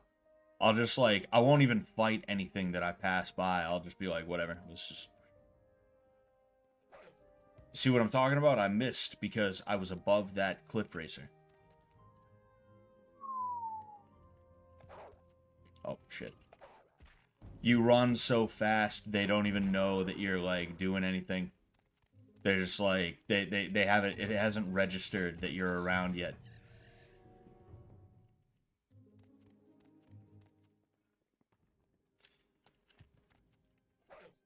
Oh fuck.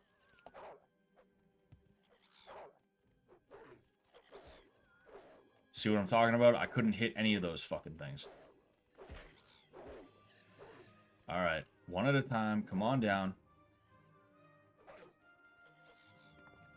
Oh, damn it.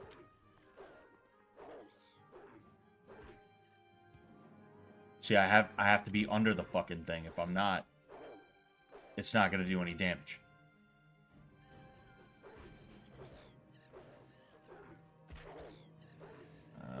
There we go.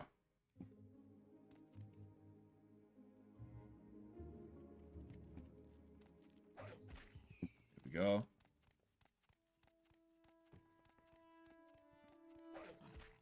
Fucking idiot. You fucking idiot. There we go.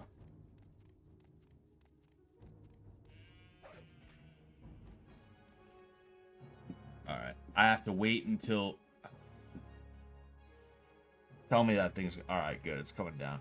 No, it's not coming down. I might have to use console commands to kill this thing. It looks like it's stuck. I'm gonna have to use console commands to fucking kill the thing.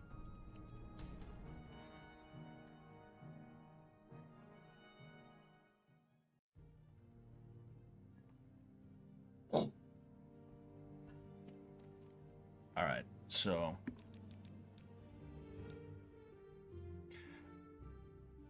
Oh, good. Sometimes you get stuck as a werewolf, you know? You also always end up naked, so I gotta put all my shit back on.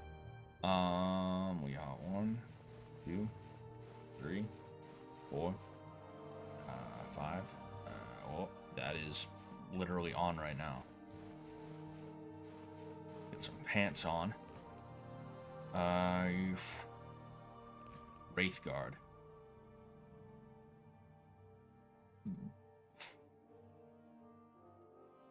I used to use Gainor's Amulet. Ghost Charm. Gainor's Amulet. Gaynard's Amulet. I also used Mara's Skirt because of Fortified Health 5 points, which is like minuscule, but whatever. The Madstone of Ahimusa.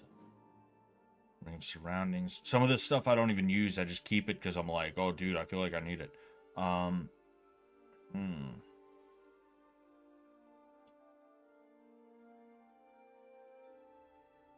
Trying to think of what I want to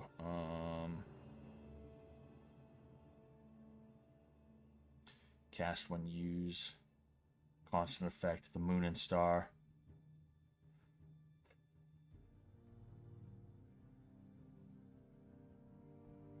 Yeah, too many of these things are cast when used. Cast when used. Excuse me. Yeah, you know what? Fuck it. I guess I'll use the Moon and Star. I definitely need more health potions. I'm gonna see if I can buy some from the Ghost Gate. That's something I completely forgot about. I should have tried buying some elsewhere. Then again, I don't know. Maybe I won't. Because you have to strike the heart of Lorcan with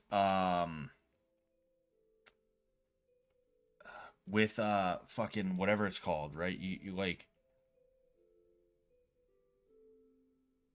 yeah, with the Wraith Guard, right? Is it you need to wear the Wraith Guard and strike it, or did you need a specific kind of weapon? I kind of forget. I'm not gonna lie.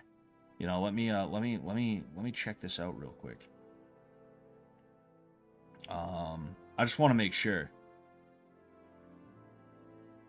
that I have everything, because like I said, they explained it to me. They told me how I needed to do it, but it's been a while, you know. Get the Hammer Sunder from the ancient Dwemer Citadel Veminal. What? Oh boy. Get the Hammer Sunder from the ancient Dwemer Citadel of Veminal. Get Keening from the ancient Dwemer Citadel of Audrasol. Then get Wraithguard from Vivek, or get unique Dwemer artifact from Vivek and allow Yagrum Bagarn to help you with it, or do both and have a Wraithguard for each hand. Ooh, interesting. That's pretty crazy. I do have Kagranak's plan book.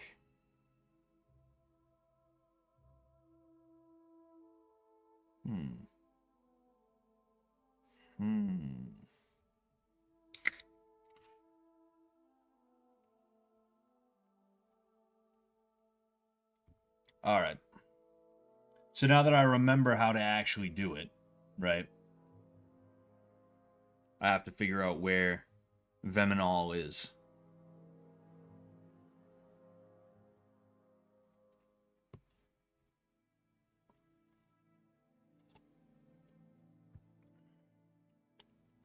Oh, it's inside the ghost fence. Okay, all right.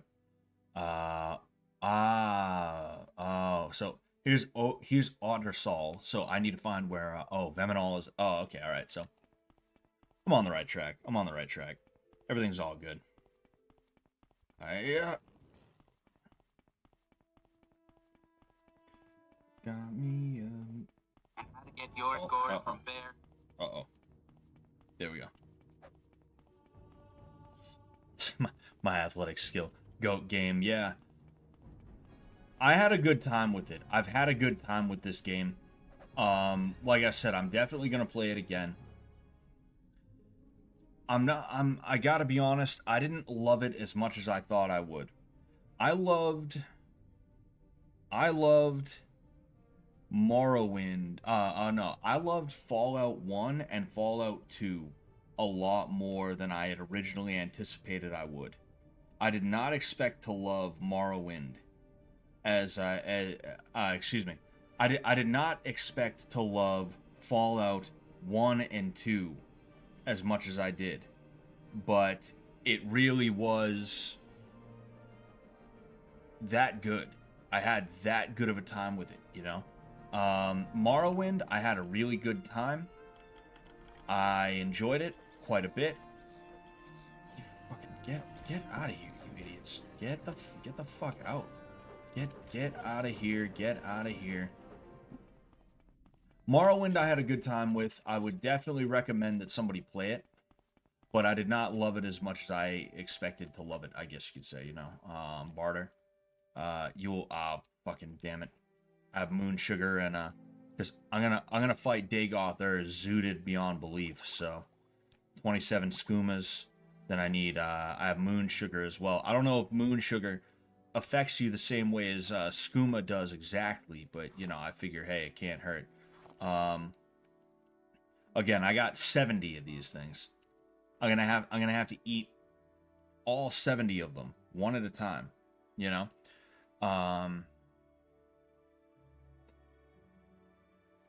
I'll be honest, I turned my nose up at 6-axis top-down games. I mean, there was just something about Fallout 1 that hit the spot for me. It was an incredibly cozy game.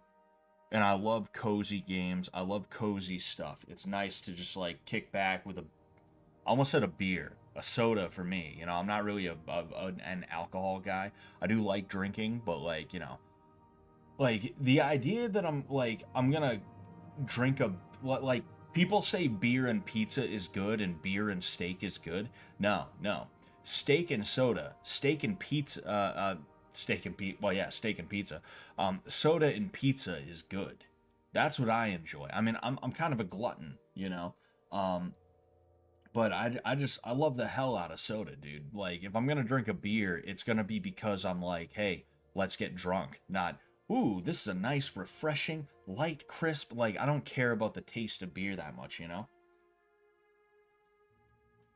Just don't be so disgusting that I can't finish the beer, and it's all good. It works out, you know? Um, the Archcanon has announced that Lord Vivek has selected you as a champion of the temple in the war against Dagoth-Ur and the Sixth House. That doesn't mean I have to like you or want to talk to you. Well, good. I don't like you either, bitch. Fucking give me some potions. Bunch of bargain restore healths. Oh, that's fortify health. I could take a couple of those.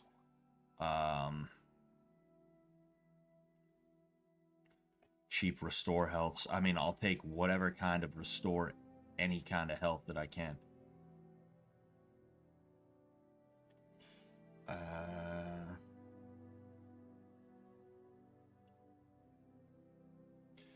Got me a raft and she's ready to go. Oh, Mississippi, she's calling my name.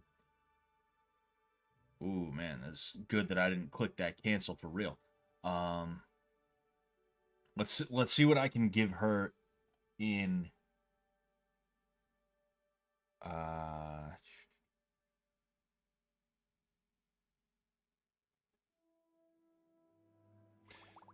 Yeah, take that.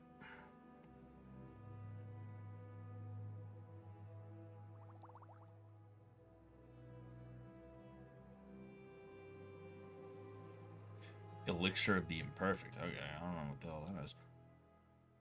Oh.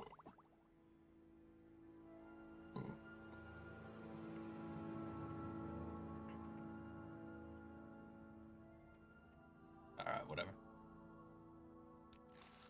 Cool, cool. Game where everyone hates you, still unapologetically cozy. Yeah, yeah. And to answer your question, but Halloween was okay, but I am a little disappointed because, like, for one thing, the Halloween itself was not that good, if I'm being honest. It was not the best Halloween I've ever had. But then, in addition to that, like I said, my stream shit the bed on me, you know?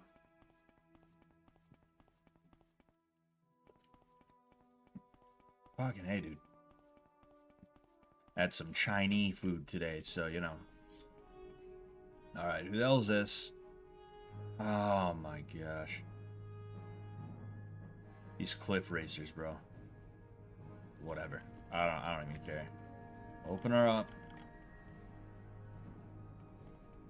Open her up.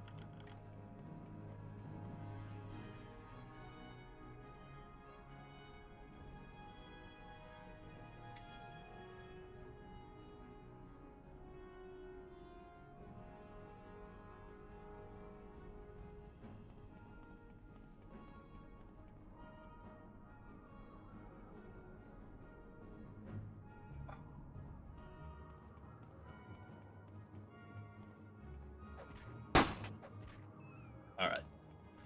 So I gotta go to this place right here for one of the things, and then there's somewhere else that I have to go. Ah, yes, here.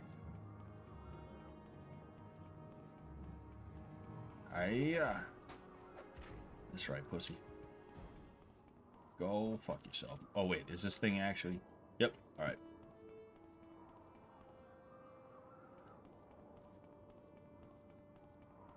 So I gotta find two different things. One of them's like a hammer of some kind or something. I'm also gonna take this thing off just in case. I mean, the condition is 400 to 400, but you know, I'd rather be careful here, because I don't need it right this second.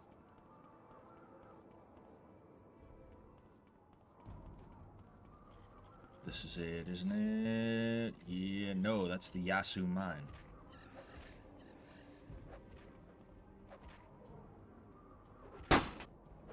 I don't have that, like, trichophobia or whatever it's called shit, but, like, seeing the dudes with, like this entire part of their head missing is, like, that was a trip for me when I first saw it. I was like, ooh, what the fuck? Gave me chills a little bit.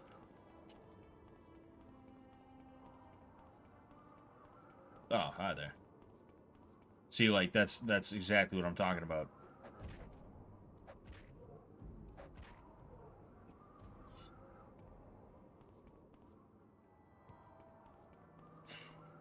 Alright, so how do I get to this Odrosel place? The gore is pretty good. Yeah, yeah.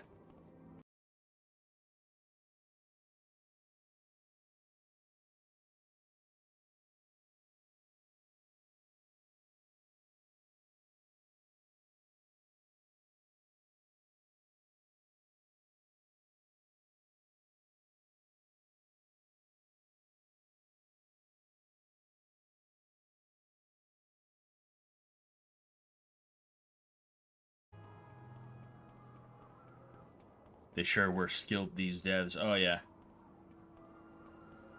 You know, like to think that this is what they were doing in 2004, you know, like it's really not that much different from like it's not that much different from what they're doing now. Like obviously there are other things that they're doing on top of that, right? But like it's still the same basic idea.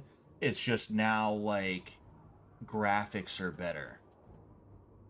You know, there's even less functionality depending on like what you're talking about. You know, like you can't levitate anymore in the Elder Scrolls. You just you can't do it. You know.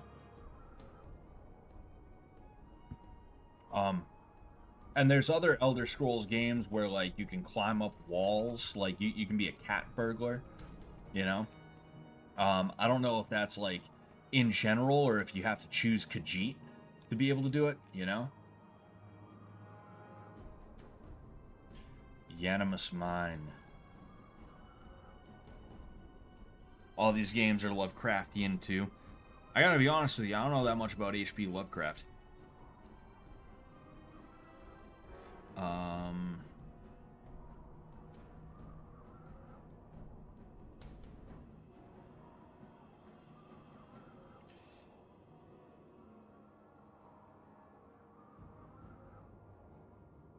I just want to make sure there's no like weird bullshit, you know.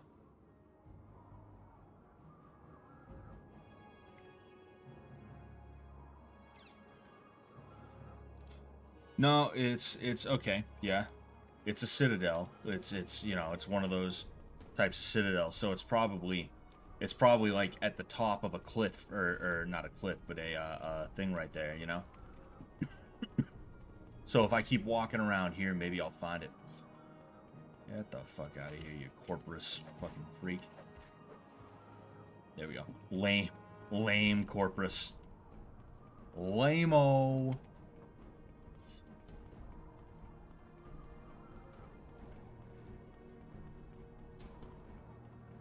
Okay, so it's got to be around here somewhere. I would hope that if I take this path, it'll allow me to get to a point. It looks like it veers off to the right and the left. So I'm thinking maybe if I go up there, maybe it'll bring me to it.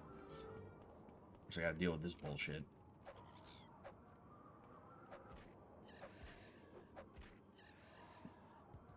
Oh, geez, one of these big boys. With the nipple ring. Fucking freak. You freaky deaky Dutch. Yeah, this must bring me to where I need to be.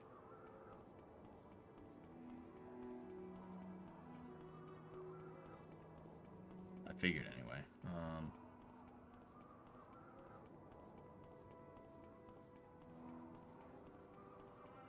You fucking bastard.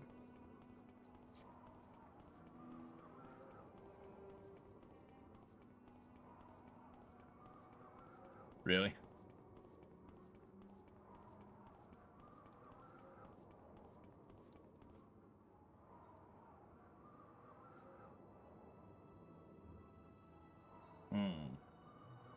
I don't know, so maybe I have to go the other way in that case.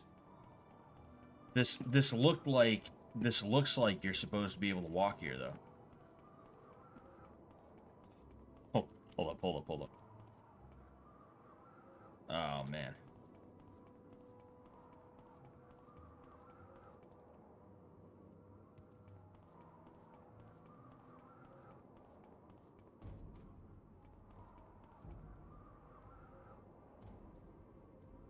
No, that's just gonna bring me straight back down to the ghost gate. The ghost fence. It's not where I need to be at all.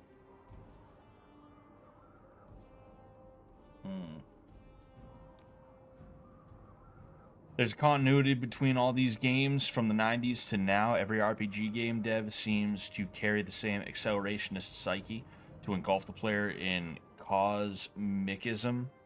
Cosmicism. Cosmicism is to make your game transcend the SCRN. I don't know what you mean by that. Do you mean the scorn? Is that what you mean? Resonant properties?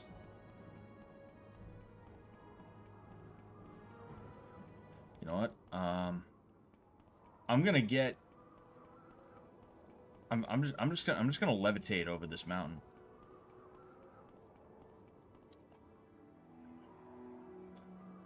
Levitating, yes sir. Come on, baby. Ran out of characters. The screen. Ah, okay, I see.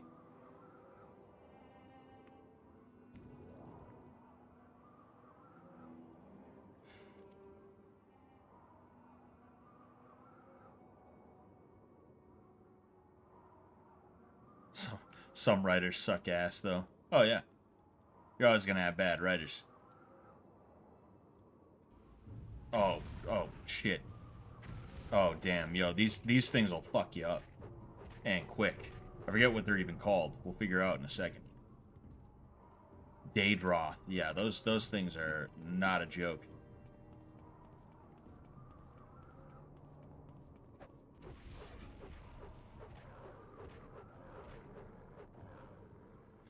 I don't want to use a ton of I don't want to use a ton of oh.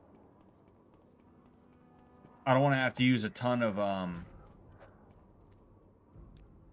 health potions, you know? Oh, rest is interrupted by who? That's some fucking asshole. That's a... You know, I like that you can wait until healed.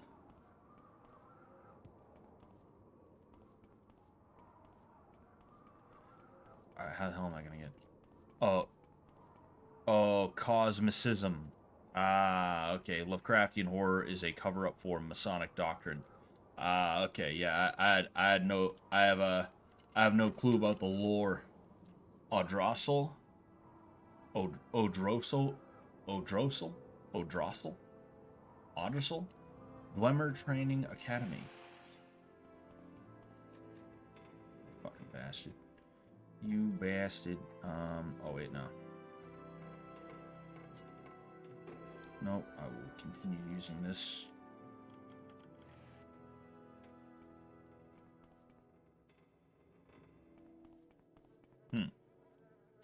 A dead dreamer. This big ass club. So I'm supposed to be looking for some kind of hammer, I guess, is what I'm supposed to be looking for. That's news to me.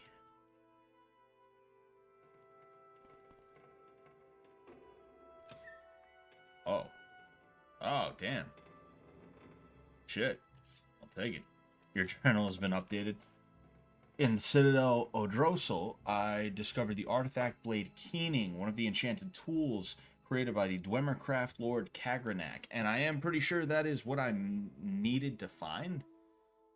I just kind of stumbled upon it randomly.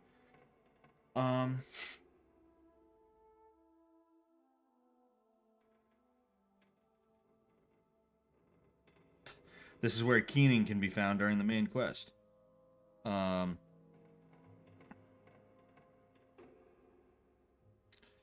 Yes, so that's exactly what I needed. I don't even need to go any further if I don't want to. That's kind of funny, actually. But I might fuck around a little bit and see what's around here, just for the sake of it. Ascended Sleepers are Lovecraftian priests. The add to it in Skyrim with Hermaeus Mora. Ah, interesting. Yeah, it's like I said, I never knew about any of that. You know, I don't know the lore behind that in any way, shape, or form. So okay, good. There we go. I fucked up the comments, not the comments, the chat. The chat was going all out of whack.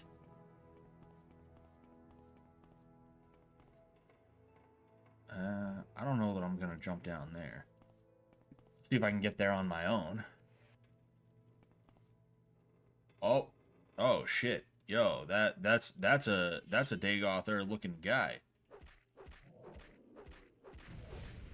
Oh shit. Okay, this guy is actually kind of a big deal. Oh shit. Yo. Am I about to get fucked up by both of these guys? No, luckily for me, I am not. Man, that was close. Flame. Oh, dude, get the flame Atronach out of here. I don't want that shit. I want to check what's here. 6,000 amulet, and then amulet of Heartfire. Fortify agility, fortify unarmored, chameleon, fortify speed, fortify fatigue, fortify fatigue. And then there is this key that I would assume unlocked. I would assume that key unlocked this this place right here. I would assume that's what it unlocked, but you know, we'll go ahead. Ooh, I can't rest with enemies nearby. I wonder where the enemies even are. Let's see. Yes, perfect. So that was a lot easier than I anticipated getting that one. So you know what I'm gonna you know what I'm gonna do just to be sure. I'm gonna save. I'm gonna I'm gonna shave. I'm gonna save. What's going on, Zach?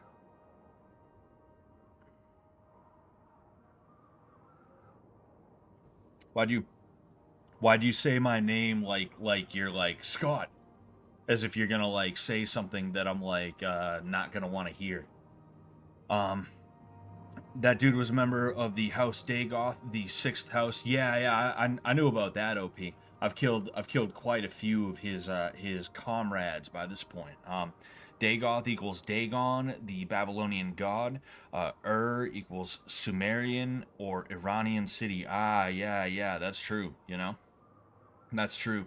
And I think it's interesting that if you look at the if you look because obviously the Dwemer themselves are not in this, but if you look at the ghosts of the Dwemer, because there are ghosts of the Dwemer that like will haunt the halls of Dwemer ruins and stuff like that.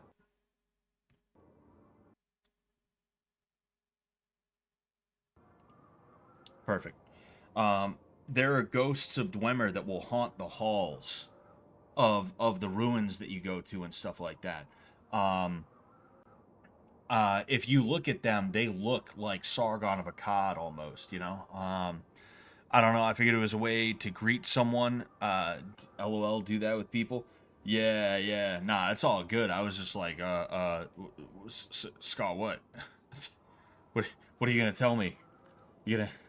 Oh. Anyway, dude, that was somebody's brother. You monster. Yeah, was somebody's brother.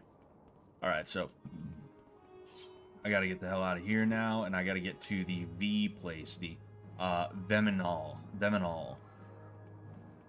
That sounds like a that sounds like a depression drug or something like that, or like a diabetes drug. Yep, the mask is definitely a reference to the Mask of Agamemnon. Oh yeah. Oh, damn it. Yo, what the fuck? See, one of the things you need to do, like, I've never used console commands in my entire life playing any Bethesda game. But with this game, I had no choice but to learn certain console commands. This is either an Ascended Sleeper or it's a member of House Dagoth. Okay. A named member of House Dagoth, anyway. That's right, pussy. That's right, you fat pussy. Got your ass. Got your ass. Oh, jeez. I'm going the wrong way. Oh, no. Oh, no. I'm going the wrong way. Okay. So, yeah, I would assume, then, I do have to get going this way.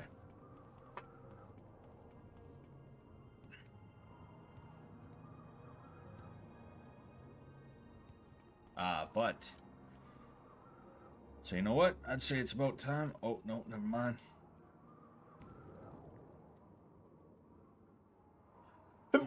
Excuse me. Excuse me. Oh, jeez. Man, oh, man. I forgot this boy. You guys got to tell me what we're going to name him. I don't have a name for him yet.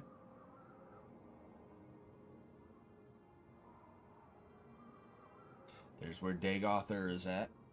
I'm gonna go ahead. Tell him to go fuck himself, but not before I go to Veminal.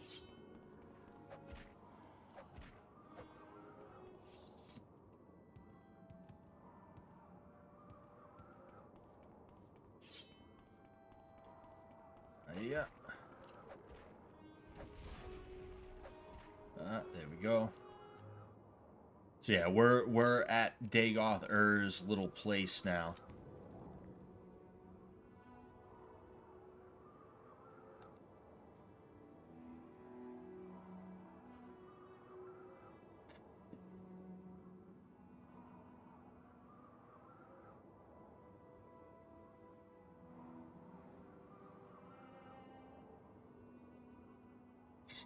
sort of hanging out.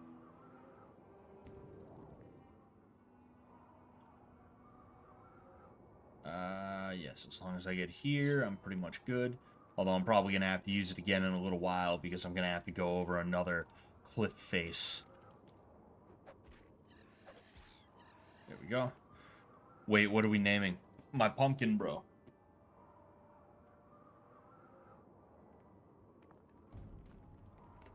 What are we going to name him? Oh, fuck. What are you doing? Get out of here. There we go.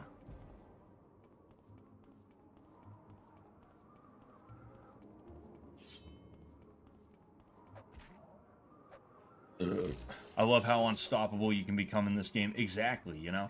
It's like some of the functionality of Oblivion, some of the functionality being taken out of like Oblivion and Skyrim. It feels like it was meant to nerf you, you know? But like you can straight up like break the game, you know? You can even do like console commands to like break the fucking game. Like, hold on.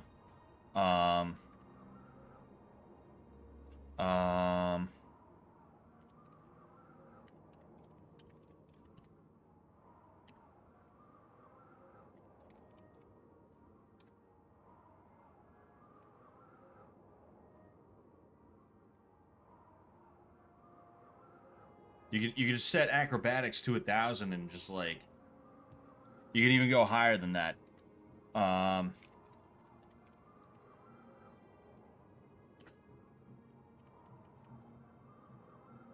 That is that 1,000,000? No, that is 100,000. Watch this.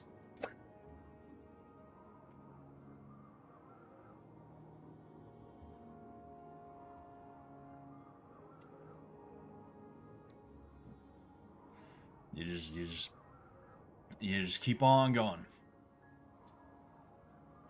Like I know I'm sure you can do the same thing in like, you know, Morrowind and in Oblivion and Skyrim and stuff like that. I'm sure you can like play around and stuff like that. But like there are ways to get some pretty crazy effects and stuff like that that you can do just off of this, you know? See, I hit the ceiling. I can't go any higher. It keeps trying to make me go higher, but I can't go any higher because, you know, like I said, I hit the ceiling.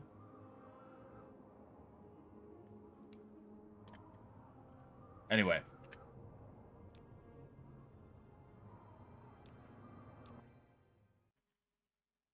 Like, you can just do a little bit more in this game, I feel like, you know? And you don't need console commands to do every little piece of it, you know?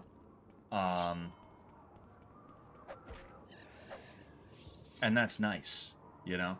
Like, levitating is cool. I like the levitating.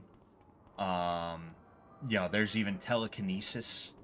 You don't have to be right up next to anything to be able to utilize it, you know?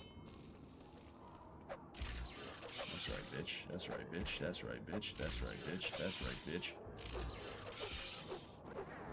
Oh shit. That dude's sort of giving it to me right now.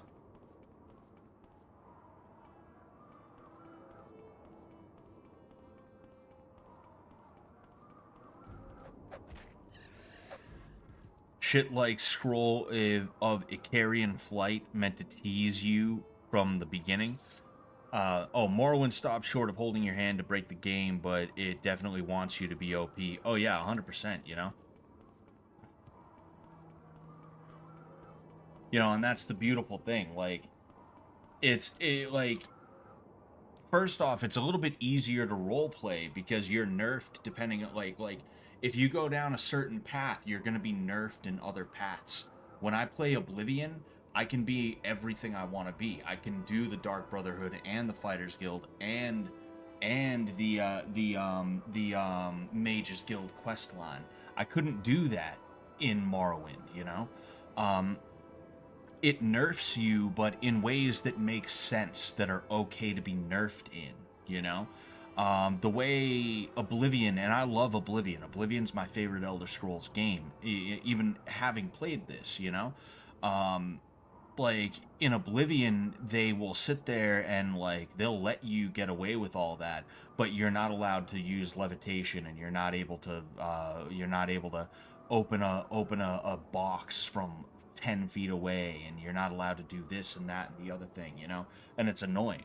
They really dumbed that piece down, you know, and it's I would assume it's for mass appeal. That's why Skyrim was so dumbed down, because making a niche game is going to bring you niche money. Making a game with mass appeal is going to bring you the money of the masses. And that's something that Todd Howard and, you know, the rest of Bethesda, they're obviously very aware of, you know. And I don't even think it's always a bad thing to try and appeal to the masses, but also, like, you will lose out on a bit of the soul, you know. Skyrim is a great game. Doesn't have the soul of this game or Morrowind. Oblivion, you know. Call it Ababora.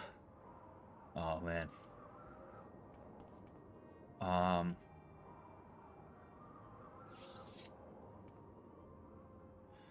Where is the entrance? Okay, cool. It's up here. I'm coming out.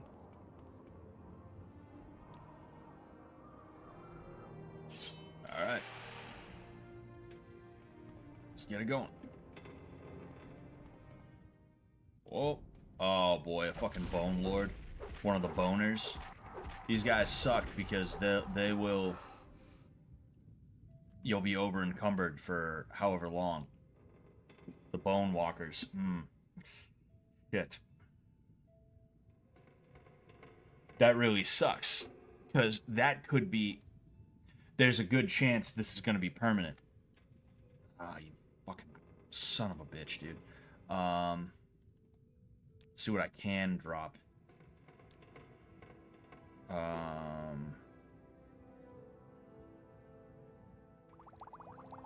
don't even get that shit. I don't even get this shit.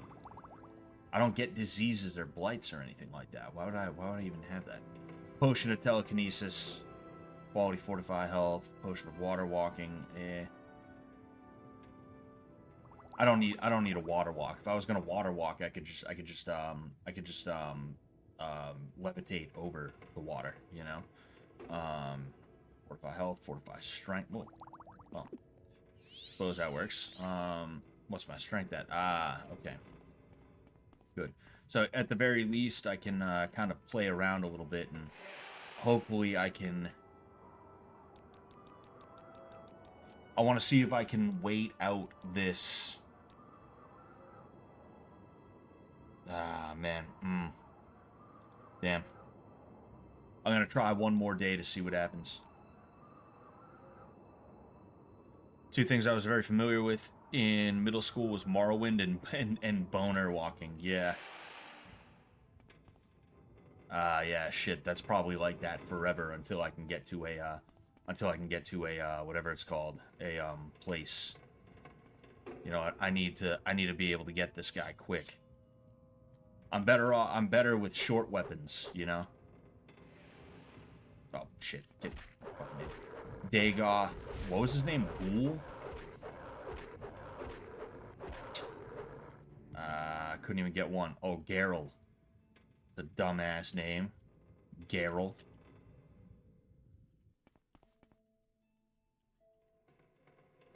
Just a paper Dwemer shield. Ornate chest with a dwarven claymore. I like how they I like how in this one they have regular ass bed frames, and then when you go to like the Skyrim shit, when you do Skyrim, you see they have like stone beds. I thought that was funny.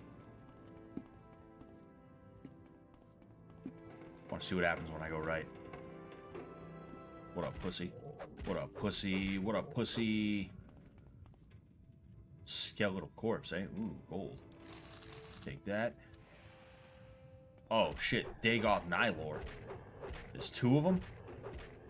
That's right, bitch. That's right, bitch. That's right, bitch. That's right, bitch. Go fuck yourself. Go and fuck yourself immediately. Dwarven short sword. I'm looking for a hammer. I have a feeling it's not going to be in here.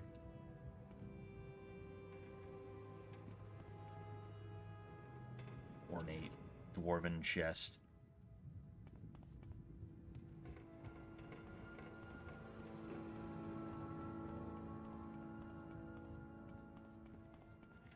Yep, there we go. Just means pumpkin in port. Oh, in Portuguese. Abobora? Abobora.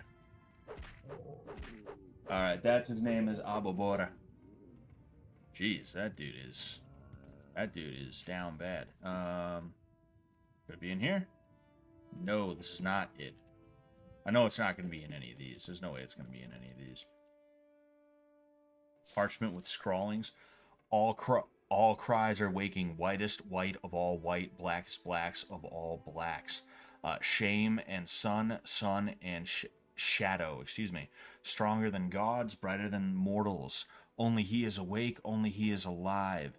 He knows the names and the naming. He knows the weight and the waiting. He enters into every star and moon. He shines through their shadows. One shape, one spelling, one wraith, one casting. From darkness he is armed. From light he is warded. He is all things. Drake, Lich, Theoman. On rivers of fire he comes forth. Through storms of dreams he rides. With slivers of steel he pierces the heart. All spells, powers, curses broken. The chains are shattered. The scales fall away. I see you with my eye. All is silence. I wake. I remember. Lord. Damn. That goes pretty hard. Always make sure to read every book because you never know.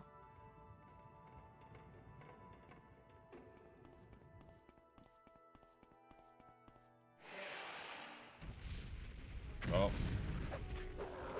Let me guess, another Dagoth, right? Ooh, I'm actually kind of getting beat up here. Uh-huh, Dagoth Thelmus. Wow, what a name. If I don't have to use those, I won't. Those potions, you know? Oh, hey there. He wants to throw hands. He's like, fight me like a man. Dremora Lord with his Daedric staff. Alright, let's just check what's around here just to... Is it down there? If it's down there, no sense in not just jumping right down there. Plus, I can levitate back up if need be. See, this is why I figured this would be okay to do on a Halloween night, because, like, this is so very clearly, like, demonic coded. You know? Oh, It's the Dagoth guy. And he's getting beat up. He's getting beat to a pulp. Dagoth Vemin. Okay, so he has Sunder. Okay, and it is only 40. Fantastic. Now I only need 30 more fucking... Damn. Nah,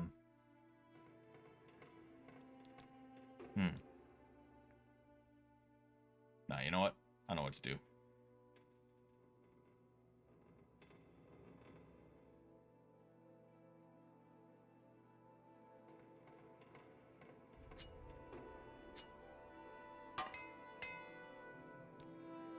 I'm gonna use as many of these as I can.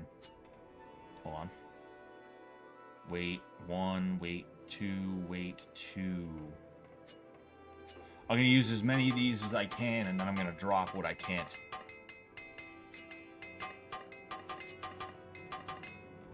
Damn. 447. That's you see, it helps. Definitely helps. Grandmaster's Armorer's Hammer. Okay. So yeah, I'll definitely keep the Grandmaster ones then. Perfect.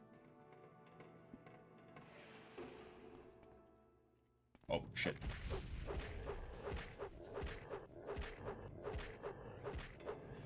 Out of all the Dagoths, good thing you ended up being the final boss. Those other names sound pretty goofy. Oh, yeah. Oh.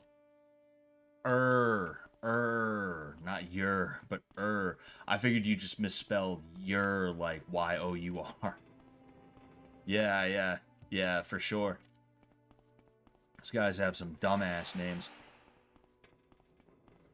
Alright, so what I'm gonna do, I'm gonna go back and I'm going to, I'm gonna find an Imperial,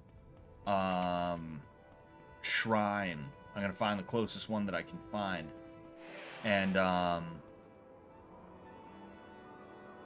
Divine Intervention usually brings me to a place where there's a shrine. Buckmoth Legion Fort. Yeah, that's not too crazy. I'm pretty sure there's a shrine here that I can utilize.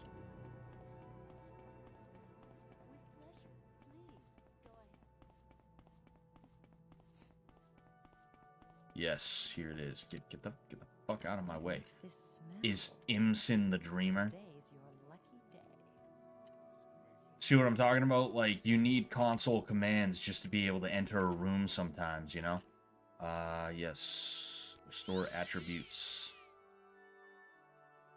See where I'm at? Alright, and then,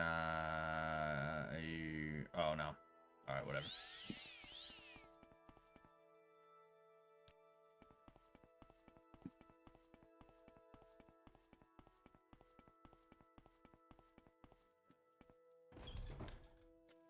So now, at the very least, I can go back there with full strength, just in case I need it for whatever reason, you know?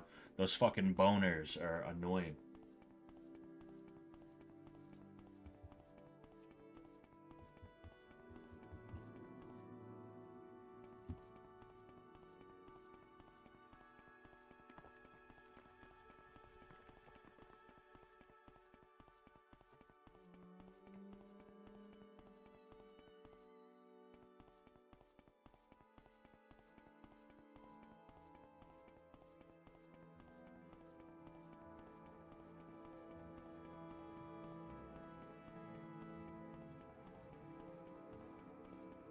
Checking social media real quick. Alright, come on, baby. Oh. Uh-oh. There we go. I want to do a call-in stream soon, but I want to get a phone number. There's a couple of streams that I gotta do. I gotta organize the Jeopardy stream. You fucking idiot. Get out of here. Get the fuck out of here. I gotta organize the Jeopardy stream, but then on top of that, I also want to do a call-in stream. I think the Jeopardy stream is probably higher priority. I would like to maybe do the Jeopardy stream next week. I gotta start hitting people up about that. The thing is, like, I mean, don't get me wrong. I'm not like really putting my nose to the grindstone, but I'm probably going to be entering a jiu-jitsu competition, and probably meaning, like, I just have to sign up and that's it. Like, I'm good to go. And because of that, I kind of, like, the next couple of weeks, because it's only about 2 weeks away, I really kind of want to focus on that, you know? So it's like, you know, I can put it together. I can do my thing with it, you know? Oh, what's going on, Auto and Fanticide? Any advice for Skippy Swags? What's going on with Skippy? Is everything okay with him? So is everything good with him? I would hope he's doing all right. What's going on with him? I'm just curious. But yeah, like, you know, I can figure it out, but like, it wouldn't surprise me if like Monday of this week, I'm like, okay, let's start getting it together for the Jeopardy stream. And then I just don't. And then I'm just like, there we go. It wouldn't surprise me if I'm just like, oh, huh. Actually, no, I'm focused on this thing right now. Fucking idiot. Get out of here. Get out of here. Get out of here. You too, idiot. You too, you dummy. You big dummy. I'm curious what's going on with Skippy, though. Not, like... Sounds like you might be going through it in some way. I don't know, I don't know if Auto Infanticide's still here. Maybe I ignored him accidentally, and now he's like, oh, well, I don't think he's gonna read my thing, so... But, you know. Alright.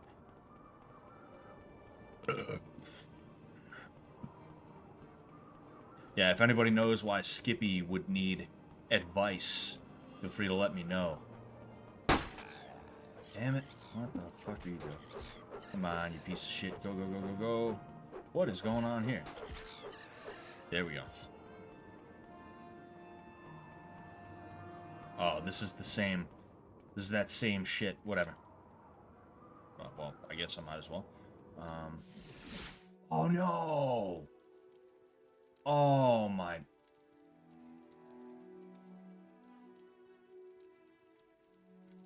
I'm back. Oh, my... Wow. Wow. Okay.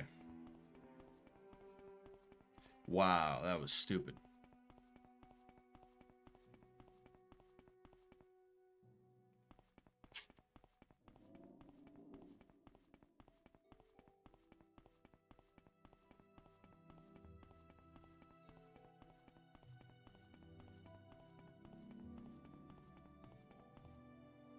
Oh, jeez, I'm running the wrong way. Actually, wait, no. Am I running the wrong way? I think I might be running the right way.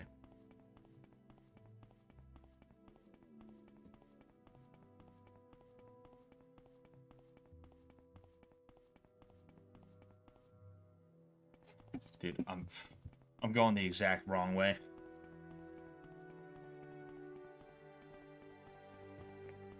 Aldrin. Now, you know what I need to do? I want to get there ASAP. I gotta get away from any prying eyes. I need to turn into a werewolf so that I can get there quicker.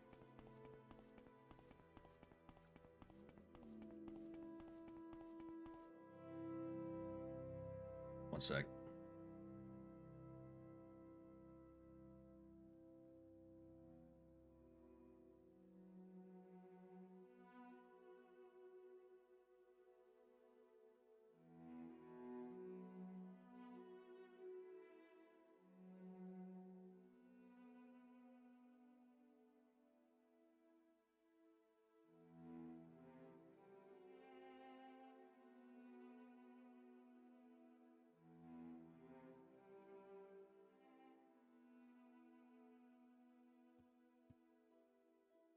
All right. Oh wait, yeah. Just in case. Just in case here. Apparel. Yes, Hersine's ring. That way I can get right to it.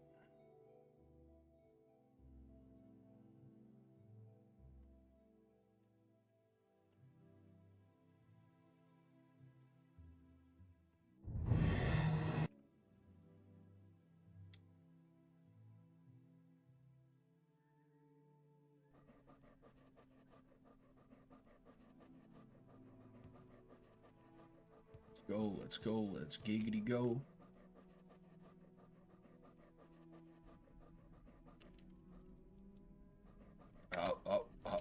Almost. Almost. Oh, what the hell is going on now? Oh. Slingshotted. Oh, damn it. You can use, like, you can find a place where you can just hop the fence. You know? Like, this could be one of them. Oh, man, damn it. I mean, perhaps I could make it work. We shall see.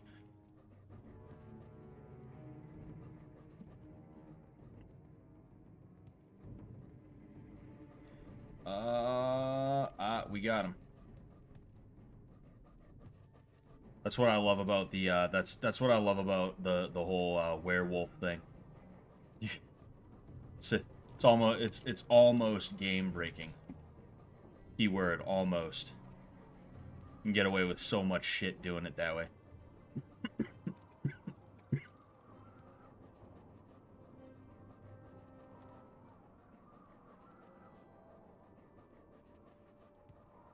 All right.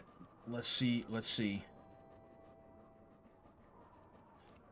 Come on, baby.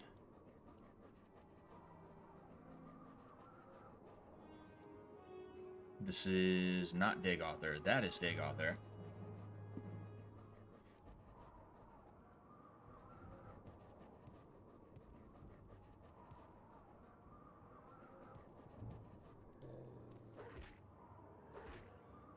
This guy thought he was gonna bring it to me.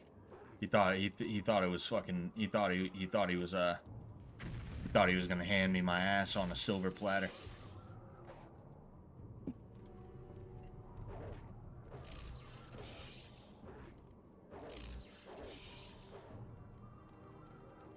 All right, here we are.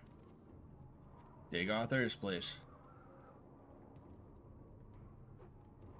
You fucking idiot! Get out of here.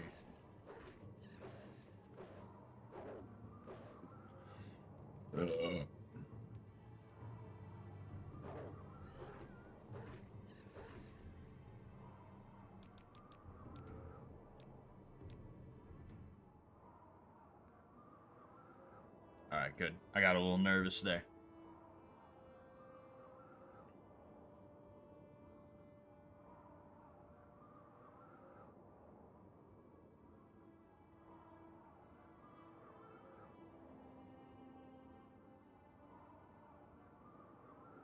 All right, so do I have the correct? What? Bro, it fucking crashed, really? Alright, that's fine though, because I just auto-saved. So I should be right exactly where I was. I don't know why it crashed like that. It's a finicky game at times, especially when you got multiple things going on at the same time, you know?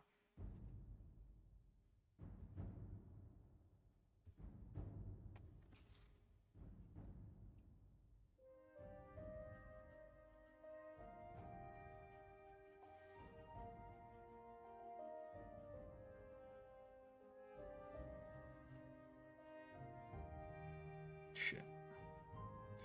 Alright. Yes, right here, perfect.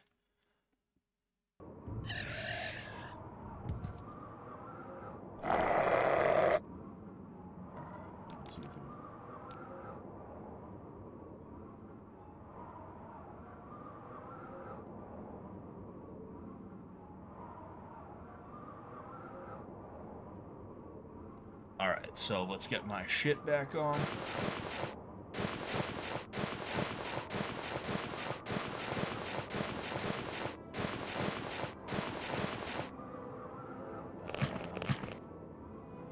I believe that's just about everything. Gain Or's Amulet, and I will go ahead and do Moon and Star as well, because why not? I'm gonna go here.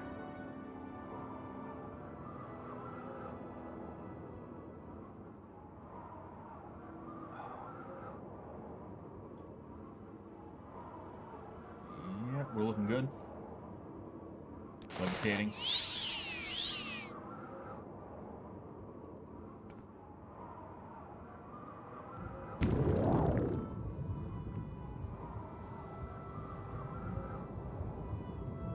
What the hell is all this? Oh, that's what that is. Okay. So what? I gotta solve a puzzle just to get in there? Is that what's happening? Dagoth outer facility. I'm not able to get in there, aside from.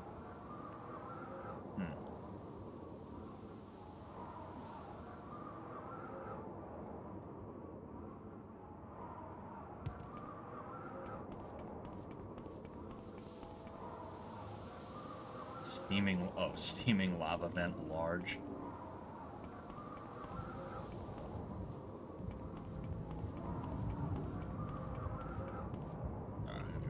here. Just check what's around. And then I'm gonna have to...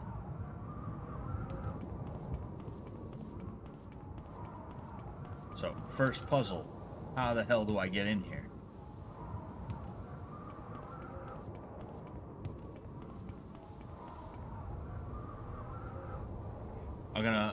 I don't want to have to right this second, but I'm gonna be ready to look into the whatever it's called, a guide if needed, you know.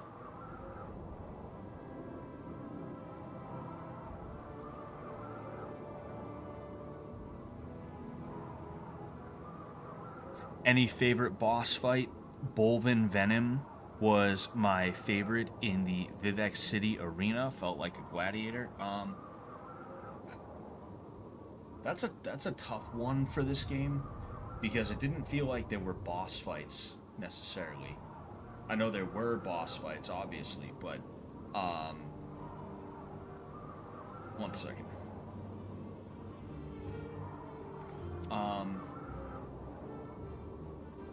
Yeah, it's just.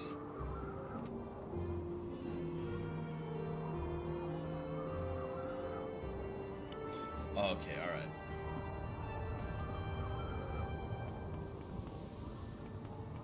Yeah, it's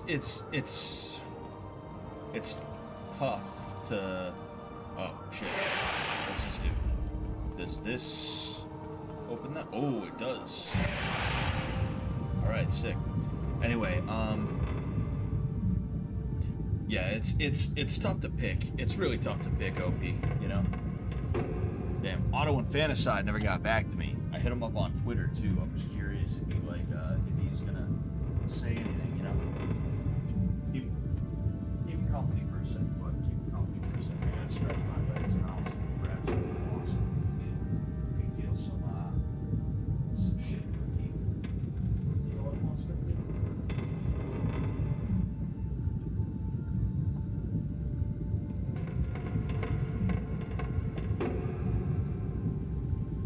Some Chinese food tonight. I got some orange beef.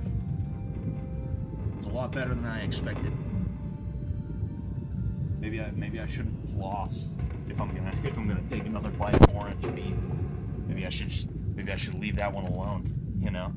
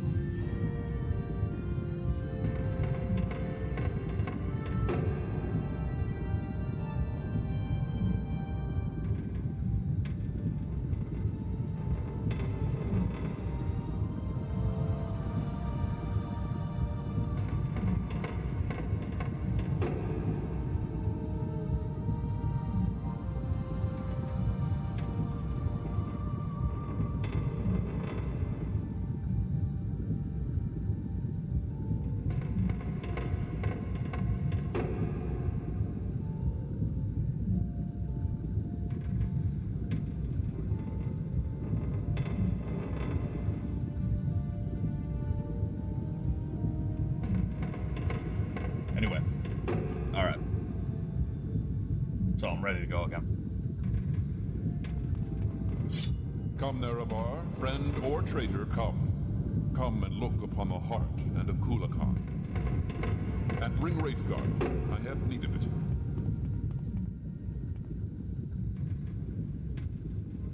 Oh, shit.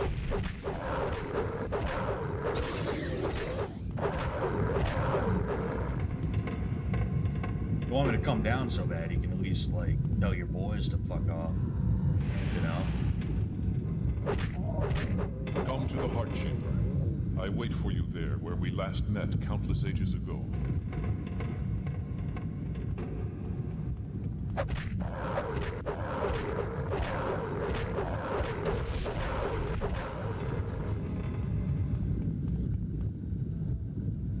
A dead adventurer.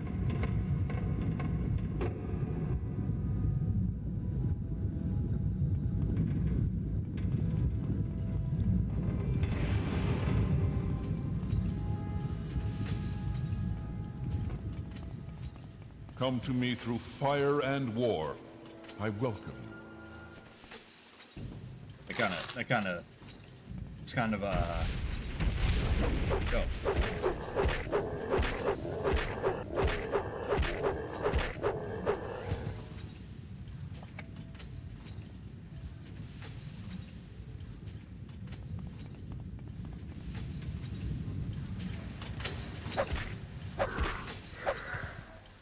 It kind of scares you how it randomly just like, come to me through fire and war.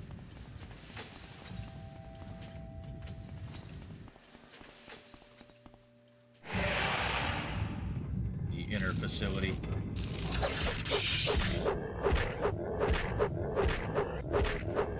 That's right, bitch ass. Welcome, Moon and Star. I have prepared a place for you.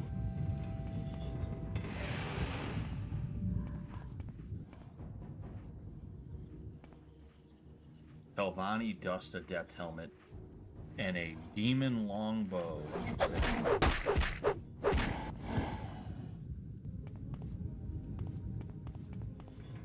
The first Cliff Racer encounter boss fights sucked, thanks to Saint Jub for making them extinct. Oh yeah.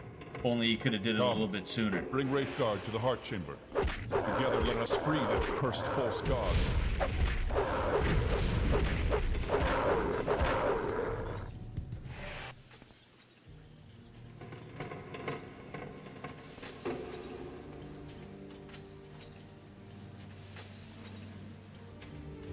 I thought that was a witch's hat. Dagoth Pizza opinion. The memers have made good use of his voice. Yeah, they have. That's part of what made me want to play this game, was all the memes. I was like, oh, interesting. Imperial Dragon Scale Helm. Interesting. I haven't seen too many of these throughout the entirety of the game. It's pretty cool to see one.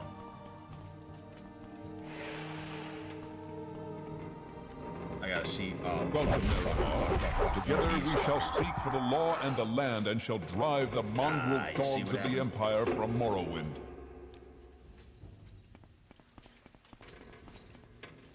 Lower facility.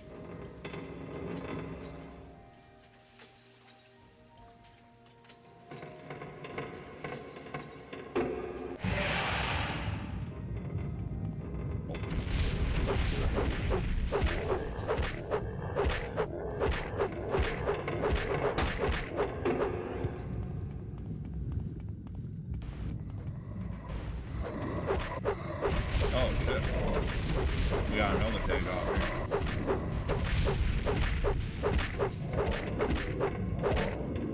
Is this how That dude's you got honor a the third sixth eye. house and the tribe unmourned? Come to me openly, and not by stealth. Dagoth, Gilvoth, oh boy. Blood Ring. Fortify health, fire shield, fire resistance, magic resistance, and dispel. I'm gonna take it just because it looks a little bit unique.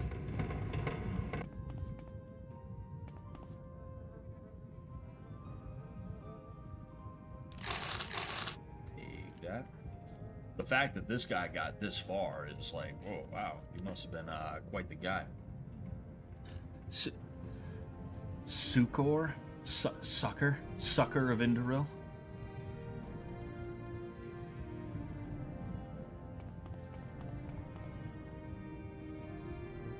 Glimmer Jink sword, you know? I do already have a glass Jink blade though. Paralyze for 10 seconds. Paralyze for 10 seconds, pretty much the same.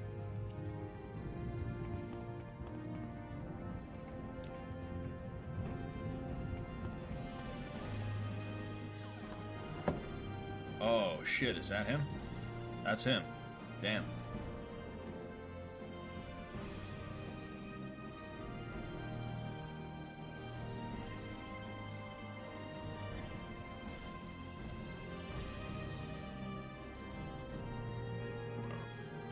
Go up there, grab it later. I got one of those peppers that they put in the orange chicken.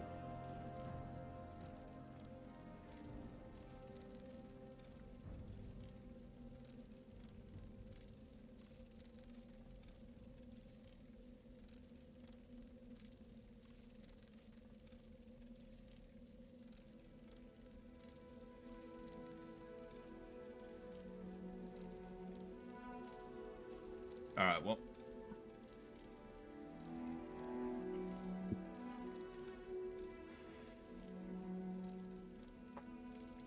It's about time to make first. Damn, my intelligence is 39. Willpower 15. Strength 92. Ooh. It's about time to,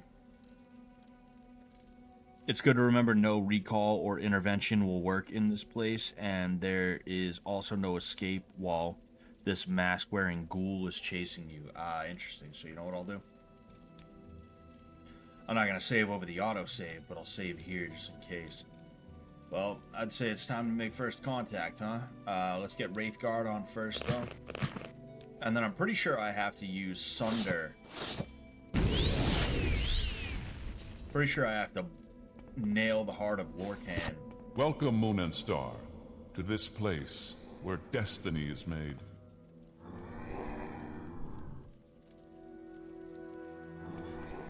All this shit.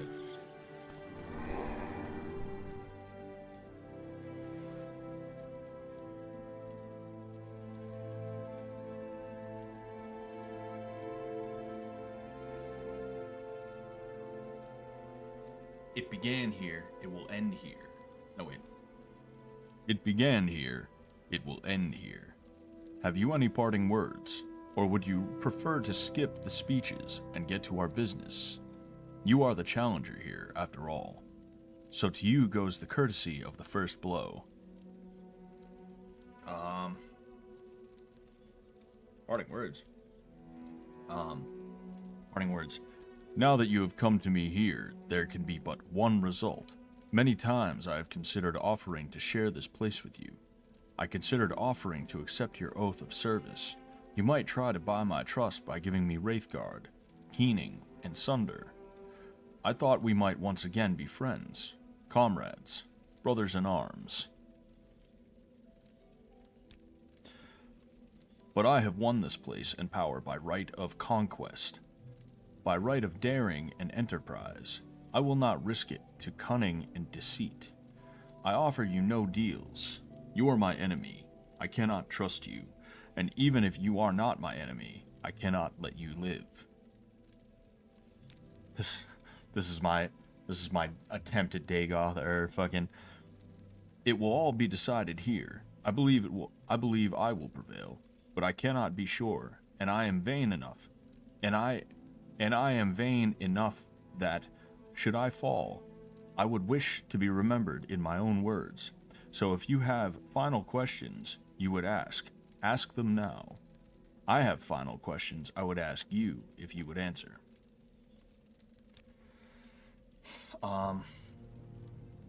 My first question is, are you really Nerevar reborn? My first question is, are you really Nerevar reborn?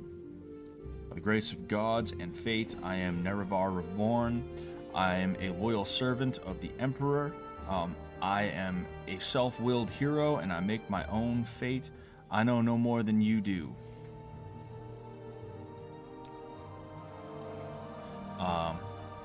That is bitter. The gods and fates are cruel. I served you faithfully once, Lord Nerevar, and you repaid me with death. I hope this time it will be you who pays for your faithfulness. My second question is, if you win, what do you plan to do with the power from the heart? Will you make yourself a god and establish a thearchy? A thearchy? Or will you complete Akulakan and dispute control of Tamriel with the Septims? Or will you share the heart with your followers, as I have, and breed a new race of divine immortals? Make myself a god. Complete Akulakan. Share the heart. I have my own secret plan for the heart. I don't know. I'm a giving person. I'm a giving person. You have a noble spirit. I share the power I have from the heart to help free mortals from their ancient fears of the gods.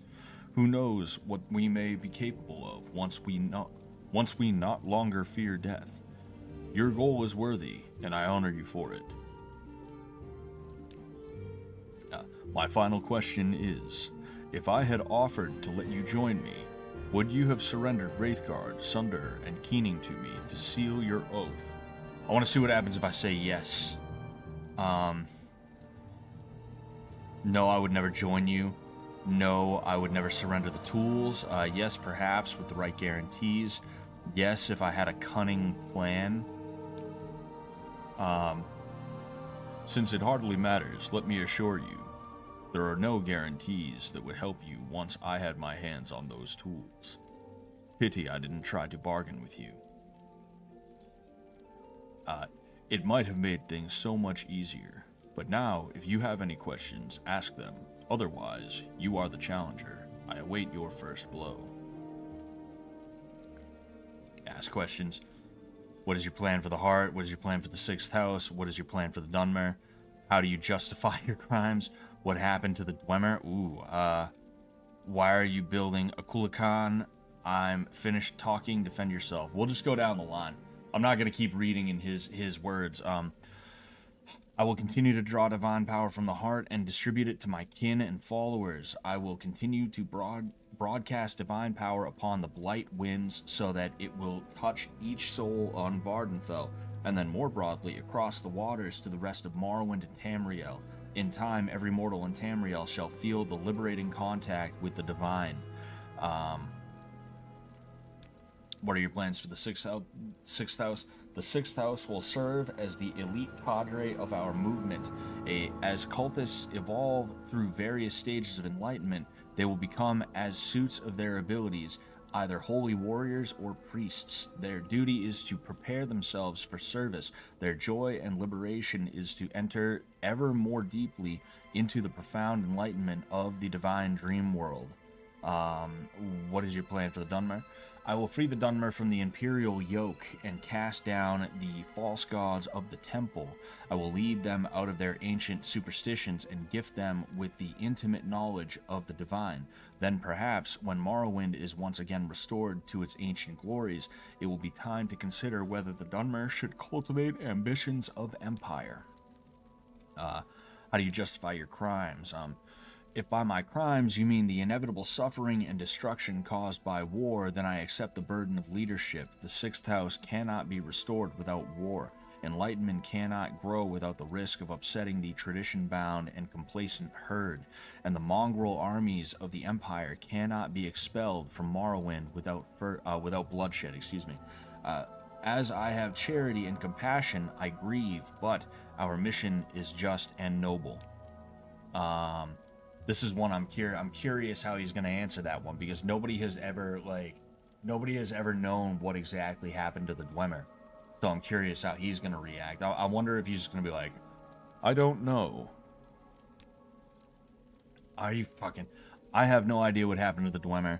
I have been denied the opportunity to study Wraithguard, and I am not sure how much of Kagranak's lore was invested in his tools and how much in his own sorcery and mastery.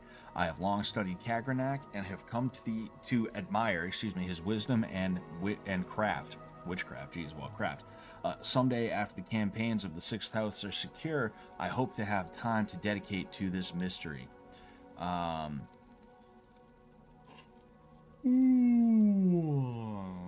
Excuse me. A Kulakan will serve 3 purposes. First, it will be the champion of my armies, liberating first Vardenfell, then Morrowind, then perhaps the rest of Tamriel. Second, it will serve as a sower and cultivator of the divine substance derived from the heart. 3, it will serve as the prominent banner and symbol of our cause, to defy the Empire, to liberate mortals from ancient superstitions, and to glorify our crusade against the gods. Okay, and we have one... No, we don't have one more. I'm finished talking. Defend yourself. Very well. If you are impatient to begin, go ahead. You are the challenger. You goes the first blow. I was curious. You are the challenger here after all, so to you goes the courtesy of the first blow. I'm waiting.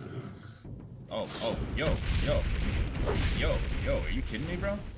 Damn, dude. What is your fucking problem? Holy shit.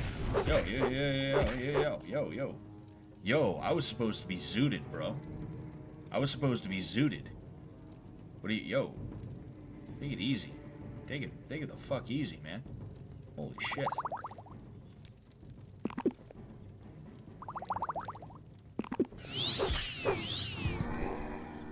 Holy fuck. Man. That was crazy. Alright. Hold on. I gotta figure this out.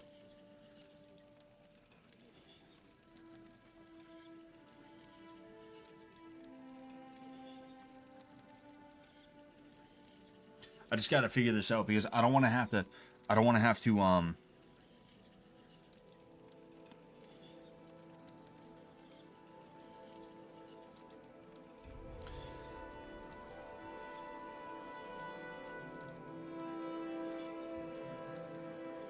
Okay.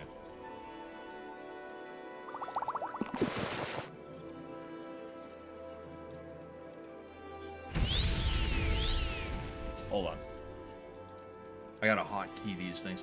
I literally never use hotkeys, you know? It's like, if I have to Google a game, unless it's like something that has to do with like a puzzle or something that I'm stuck on, I'm just like, yo, I'm not really interested.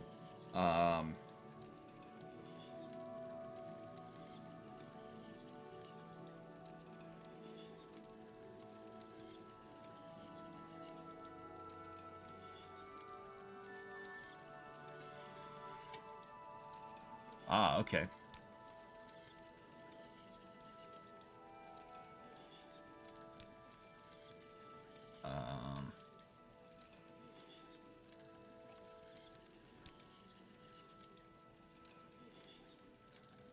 Yes.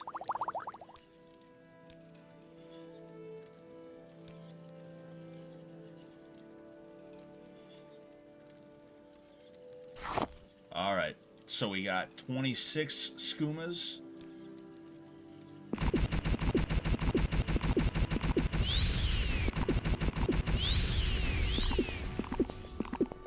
Oh, no fucking moon sugar doesn't have an effect on me? Oh, that sucks. Well, either way, you know, we're just gonna go ahead and, you know, What do a our thing fool here. you are. I'm a god. How can you kill a god? What a grand and intoxicating innocence. Oh, damn it. How could you be so naive? There is no escape. No recall or intervention can work in this place. Come, lay down your weapons. It is not too late for my mercy. Whoopsies. Okay.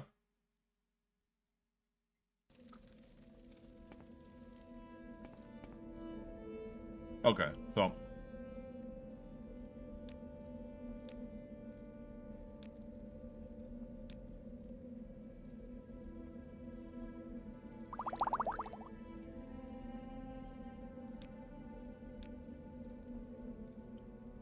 I figured the moon sugar would do something. If I knew the moon sugar wouldn't do anything, I would have said fuck it.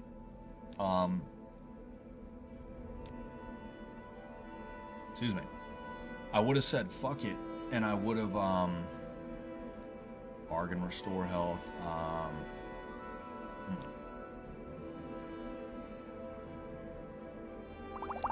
Take that. Welcome, Moon and Star, to this place where destiny is made.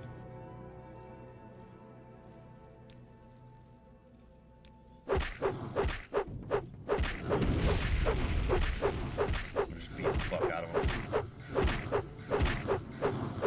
Just beat his ass to a pulp.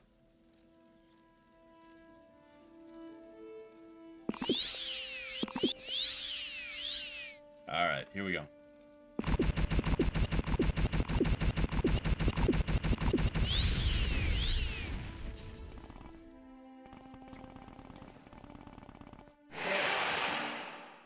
What a fool pussy? you are. I'm a god. How can you kill a god? What a grand and intoxicating innocence. How could you be so naive? There is no escape. No recall or intervention can work in this place. Come, lay down your weapons. It is not too Where is late the for heart, my though? mercy. Where is the heart? I would assume I'm in the right place. I would assume I'm in the right place, but I need to hit the heart of Lorcan with that's a Kulakan. That's Kublai Khan. Oh shit. Sunder has dealt you a... Sunder did that? Can I not wield Sunder if it's, you know what it is? I think it's because I probably didn't have Wraithguard on. I probably didn't have Wraithguard equipped. I guarantee you I'm going to go back and Wraithguard is not going to be equipped.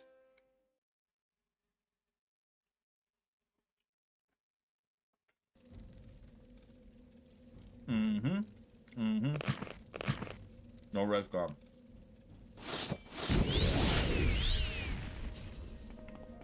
Welcome, Moon and Star, to this place where destiny is made. That's right, bitch. Eat a fucking dick. Huh.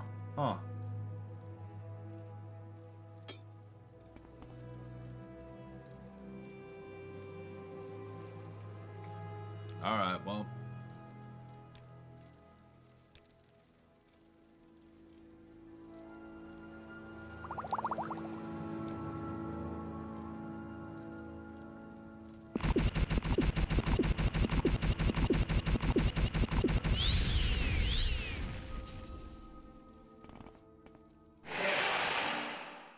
What a fool you are. I'm a god. How can you kill a god? What I'm a so grand quick. and intoxicating innocence. I'm so How could quick. you be so naive? There is no escape. No recall or intervention can work in this place. Where is lay the heart? down your weapons. It is not too late for my mercy. Is it here? Was it here? Oh, hey.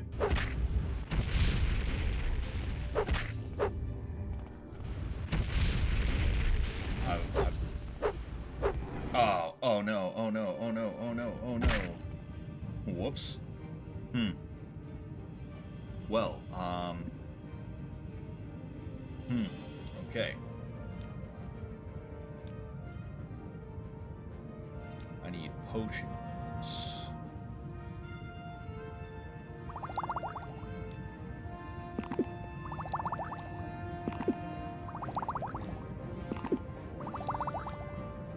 I thought I was supposed to nail that thing. There's 0 intelligence. I have 0 intelligence. Man, that is insane. Oh,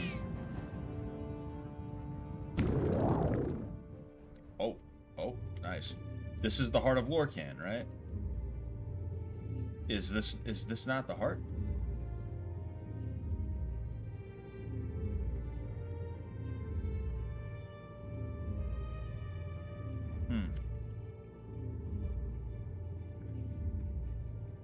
So that thing's over it. This is the first time that I have played this part specifically. Luckily, he's stuck there like the fucking idiot he is. I'm a god. You're an idiot. You're stuck.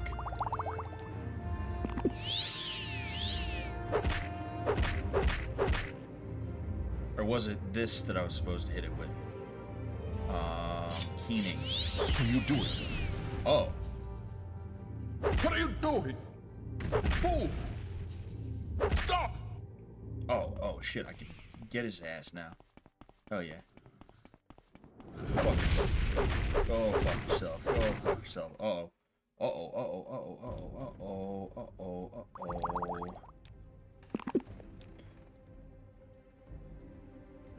Alright, so yeah, I need...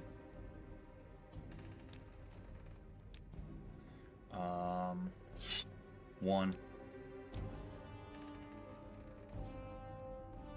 Damn, how am I supposed to do this without any skooma, bro?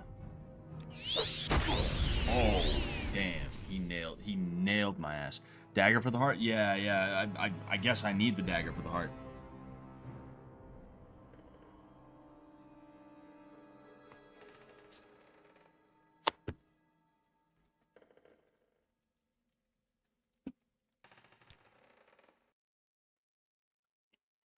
So we're slowly getting there.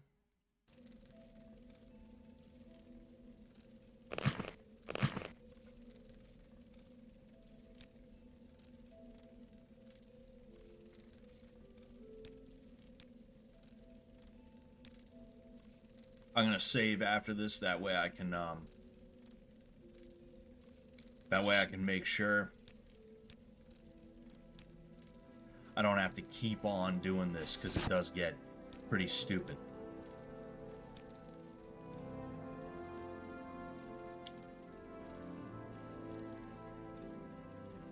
Three. Then those those restore healths.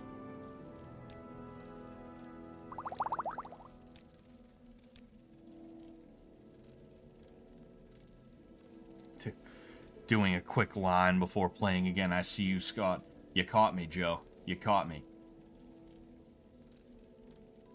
I'm on that Freud pack.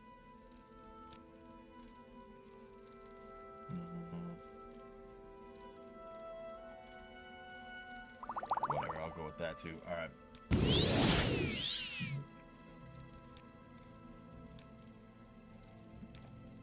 Just in case, I will go here.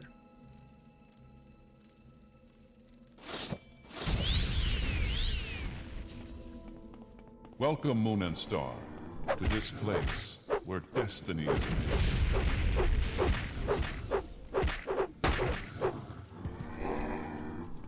I thought moon sugar didn't work, though. Yeah, moon sugar doesn't work. It's pretty stupid. It doesn't have an effect on me, I guess. I don't know. But skooma does.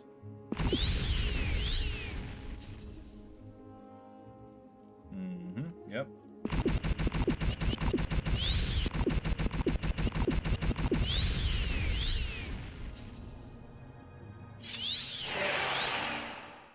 What a fool you are.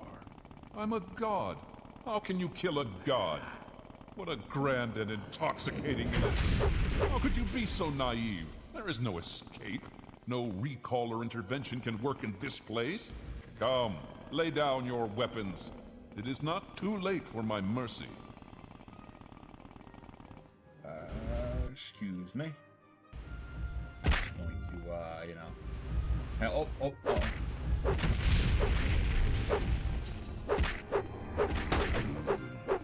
Oh, damn. Oh, what the fuck, man? I don't know how to make it work. That time I hit it with keening, I'm pretty sure. At least I thought I did. No, I did not. Because I'm an idiot.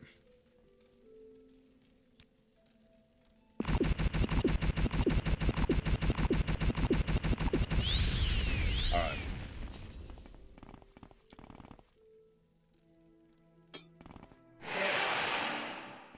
What a fool you are. I'm a god. How can you kill a god? What a grand and intoxicating innocence. How could you be so naive? There is no escape. No recall or intervention can work in this place. Come, lay down your weapons. It is not too late for my mercy.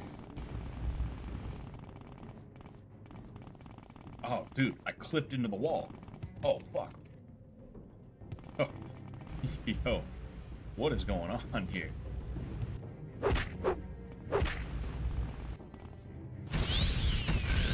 Oh, man. Alright, I'm gonna try it without the skooma. Alright, we're gonna say no to drugs here. We're gonna say no to drugs, but...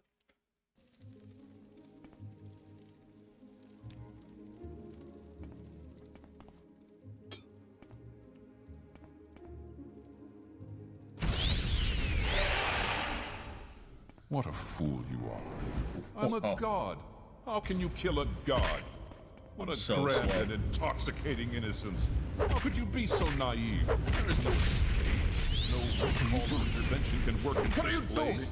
Come, lay down your weapons. It is not too late for my mercy. Okay, so I have to hit it with Sunder, then I hit it with Keening, and then it'll actually do some damage. You know?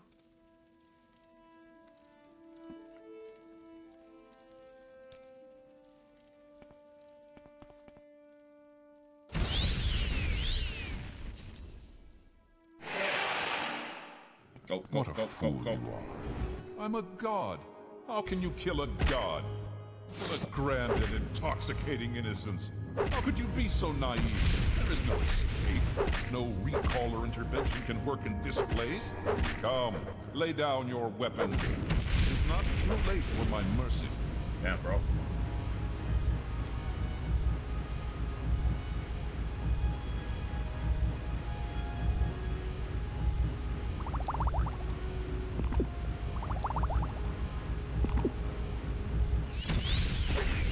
What are you doing?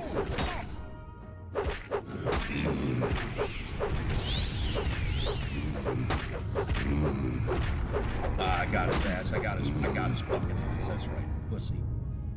That's right. You fucking dummy. Alright. I feel like I might have to get out of here quick, so I'm gonna take all these schooners. Then I'll,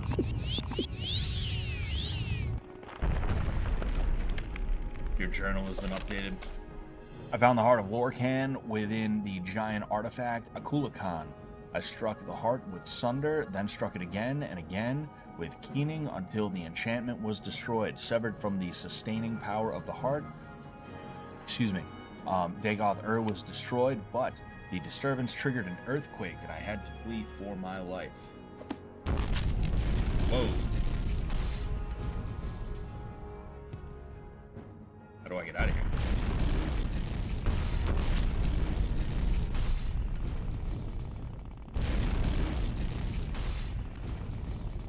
I'm like, go, go, go, go, go, go. Oh, fuck. Oh, shit. How do I... Alright, cool.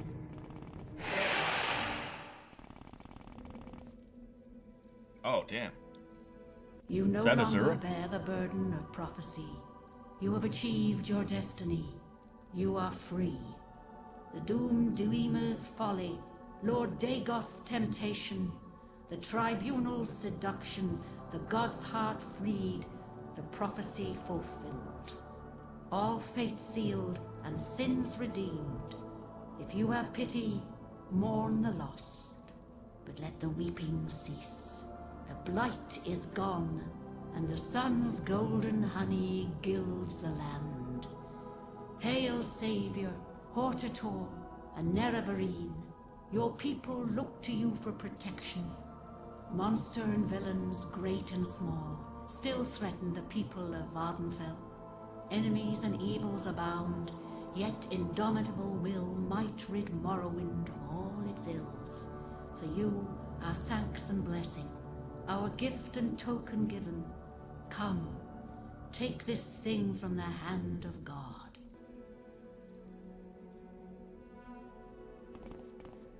Where you going?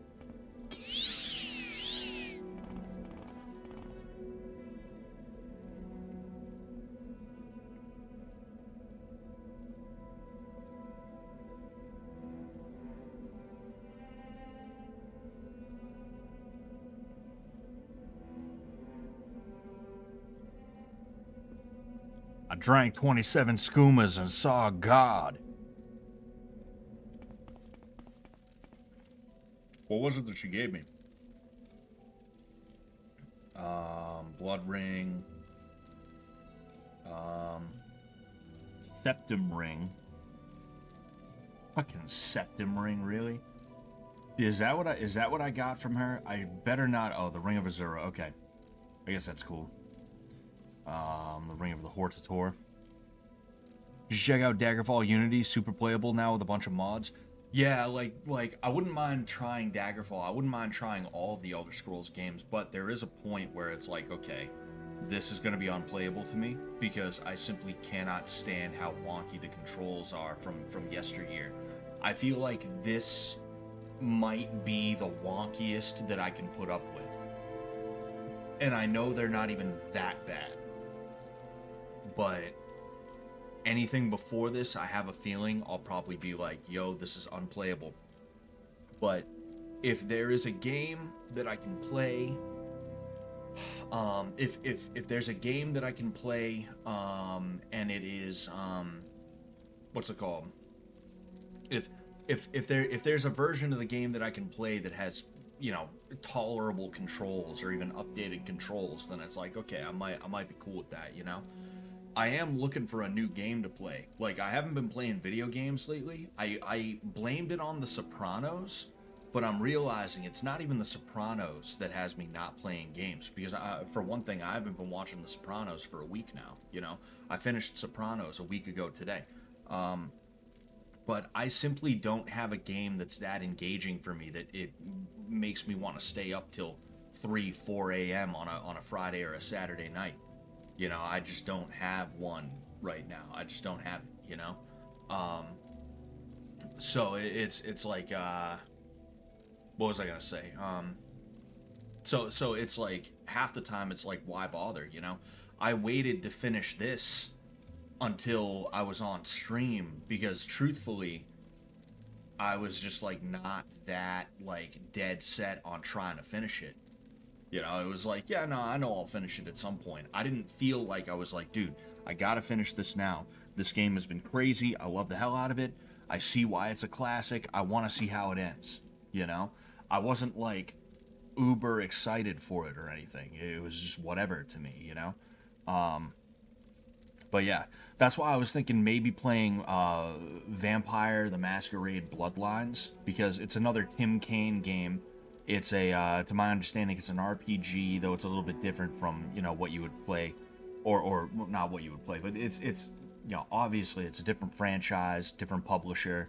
It's a Tim Kaine game, you know, but it's just, it's going to be a different experience. But I heard it was like a really, really good cult classic kind of game, and I was like, you know what, I might just give that a try. Fuck it. I played the DOS version of Daggerfall a little bit, super buggy but fun. Controls are probs pretty standard on Unity version. Yeah, I don't know, maybe we'll give it a try then, you know. Either way, I want to see, oh well, actually I want to check a couple more things. The Ring of the Hortator, Ring of Azura. I'm pretty sure this is what I got given, was the Ring of Azura. And also there's the Septim Ring, which I don't remember being in my, whatever it's called, foe grinder. Ah, yes, Caius's ring. Nice.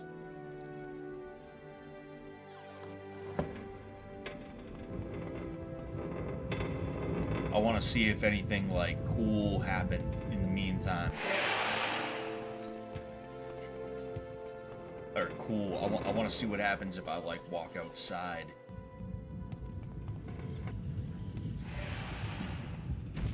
Oh shit. Get the fuck out of here. Beating him with a mallet.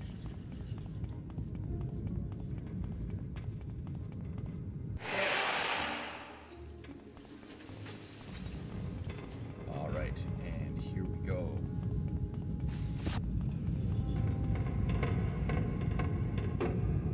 Rest in peace, pal.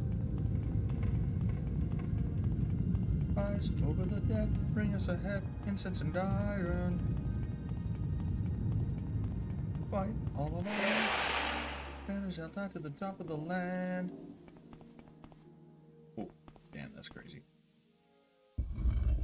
Oh yeah, you can see it's like it's sunny out all of a sudden. It's just plain sunny when there used to be a windstorm around here.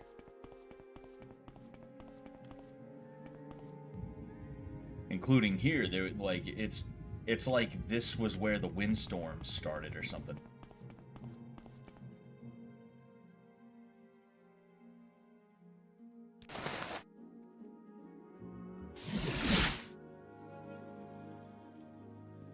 Of course, it's cloudy now. It's gonna rain, but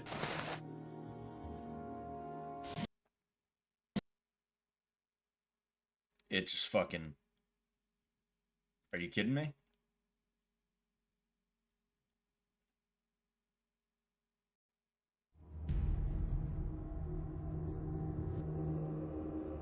I don't think it auto-saved. I might have to do that again.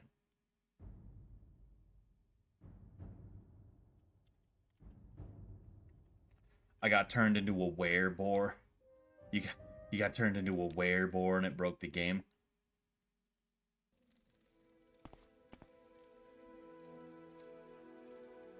Yes, it...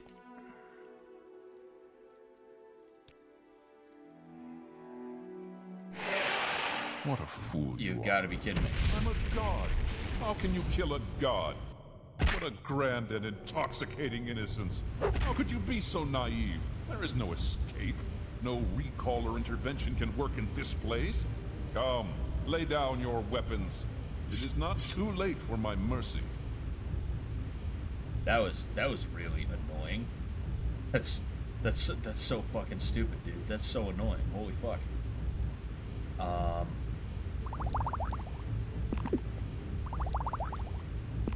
What are you doing? What are you doing? Stop!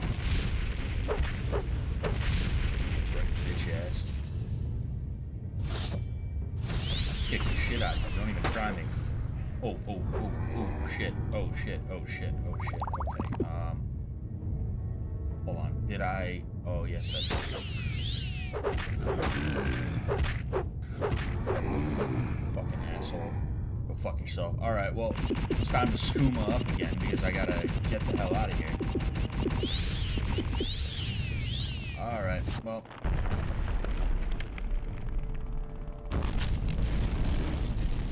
At least I get to actually check what ring she gave me.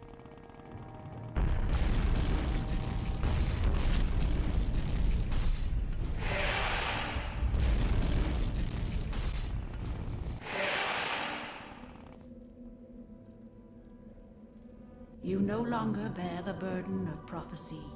You have achieved your destiny. You are free.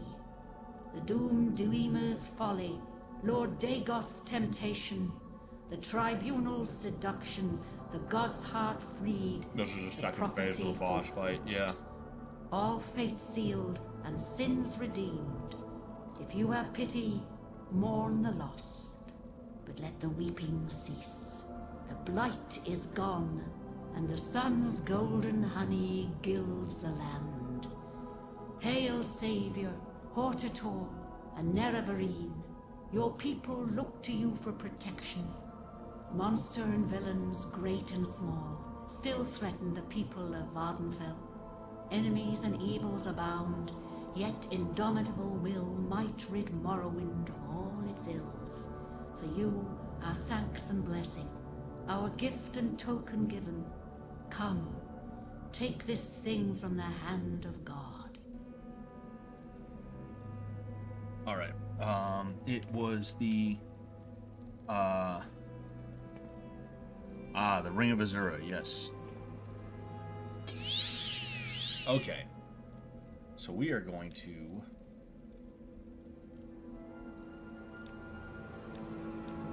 We're gonna save is what we're gonna do. We're gonna fucking save.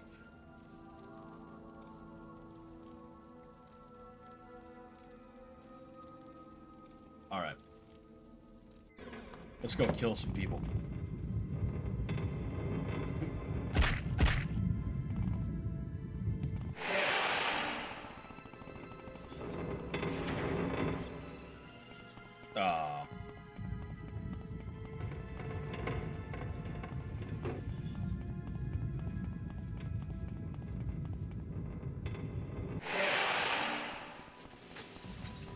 I wonder if I can OD on skooma. I want to check that out.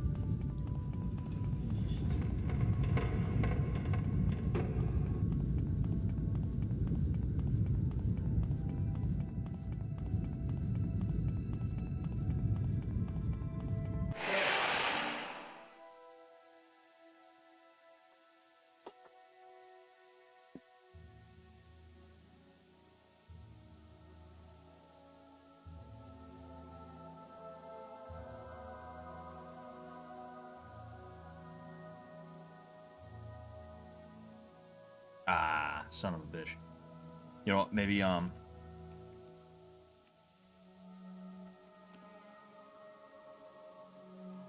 no. I don't know how to console command skooma into my you know what? Fuck it. Let's look it up real quick.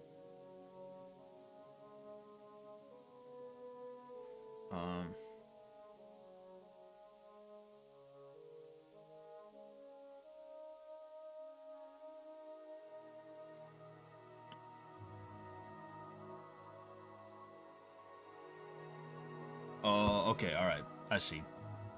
I just I typed it wrong.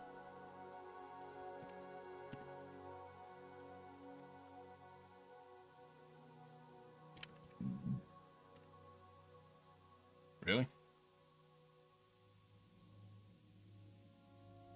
Oh, duh. Okay, all right.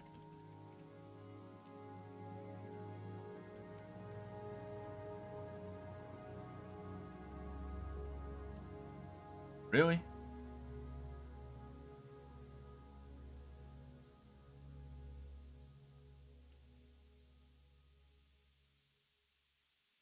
Oh, you see, these things are so particular. I'm gonna do this, and then I'm probably gonna jump off like soon after that. You know.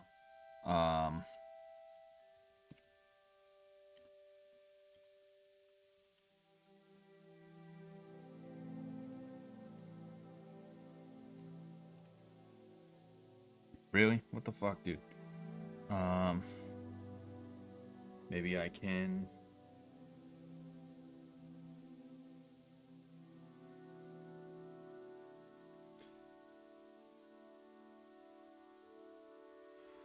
Oh, all right, okay, all right. So,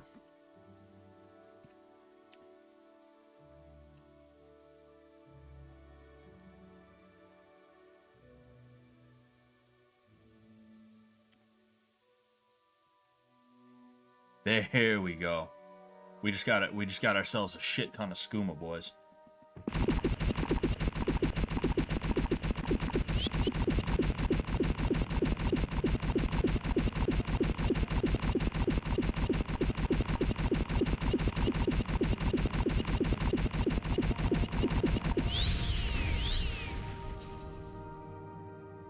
Really? Oh, shit. Oh, fuck. Yo, yo, yo, this is crazy. I don't even know how to get the hell out of here. I can jump the same height, but I zoom. I am fucking zooming when I move.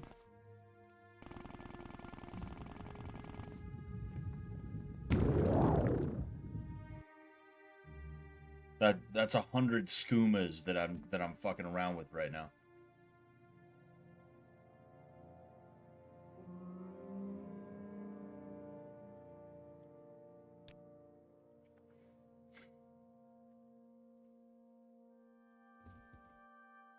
Well, I'm walking on something right now.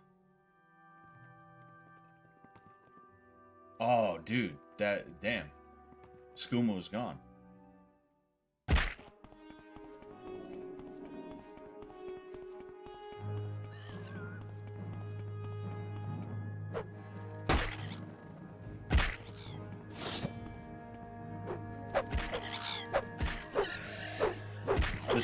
This thing killed a guy who basically ascended to godhood, but I can't kill a Nyx hound in one swing. I feel so slow now. All right.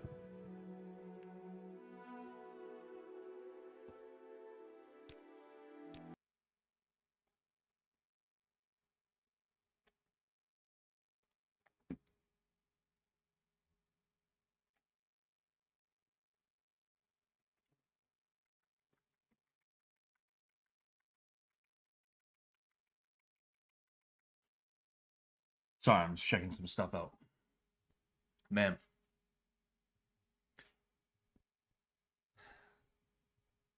Morrowind, you know, I have to say, it was a good game. Not the best I've ever played, but if I was playing it in 2004, I probably would think it was really, really good. Um, I think it probably held up decent compared to other games of that era, some other games of that era, but it definitely didn't hold up perfect. There's a lot to be desired. I'm sure people mod the fuck out of it and make it even more playable by today's standards, and that's great. That's fantastic. I'm happy they do that. But um, overall, I'm glad I played it. I'm gonna play it again. I was a little bit nervous when I started playing it because I was like, what if I hate it? What if it's just a pure disappointment? And I knew there were going to be things that were disappointing about it, but the things that I felt were going to be disappointing about it were not that bad. You know, one thing I did not anticipate that was disappointing was how slow your character is to start out with. Your character is so fucking slow.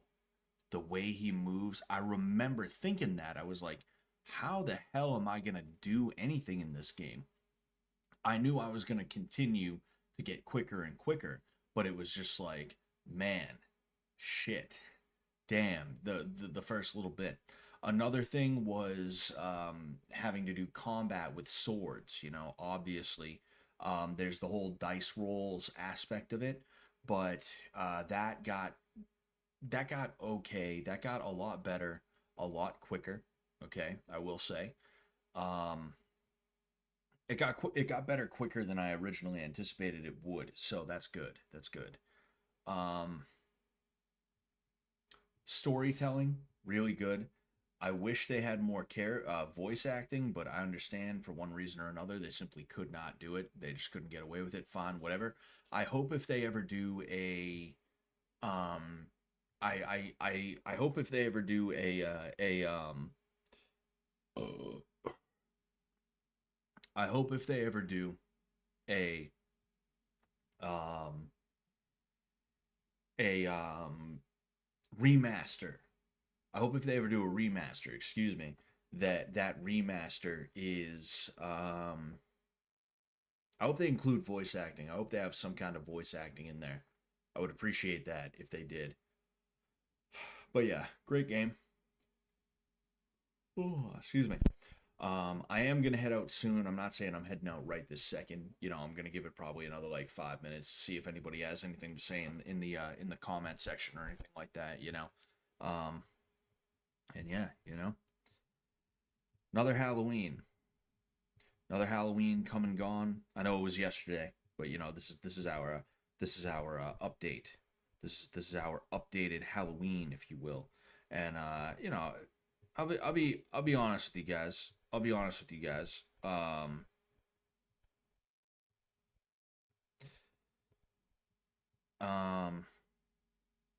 was not the greatest Halloween that I've ever had, but it was you know it was another day. It was another day. Any day above ground is a good day. You got you know it is what it is. Ooh.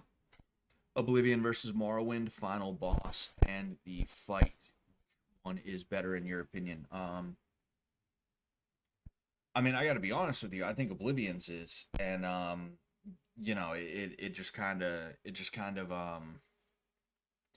just makes sense, like because the combat is not that much better, but it is an improvement. And then in addition to that, it's a little bit more of an epic battle. You know, even though you technically are not the one to do the to deal the final blow to Dagoth that ends up being Martin Septim. It's just like a better, more satisfying fight, in my opinion. What I just did, like, it just felt like clicking. It didn't feel like it was like, you know, really, really that big of a deal. You know, I killed another bandit. The difference being that there was like another the difference being that there was another piece to it. There was a puzzle that you had to get right before you did it, you know. Um, but I don't know. I don't know. You know what's going on? Random Hannes watching on Twitch, man. Uh,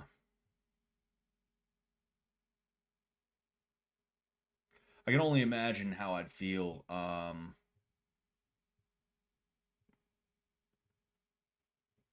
You know, I could only imagine how I'd feel about it if I played in 2004. You know, I probably would think it was like the best thing ever. You know. Ooh, excuse me. Morrowind's story is like a textbook Oblivion story felt like a fairy tale novel, straightforward. Mm,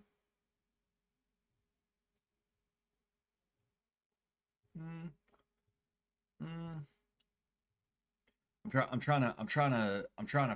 I'm wondering if I agree with you or not. I'm trying to figure out if I agree with you or not. I'm trying to figure out if I understand what you mean, and then if I agree with that too. Is what I'm trying to figure out. Being on Xbox made a big difference too. Oh yeah, I wonder how it would be if I played the Xbox version. Was the Xbox version dumbed down? And if it was dumbed down, was that a bad thing that it was dumbed down, or was it dumbed down in a good way? I'm curious, but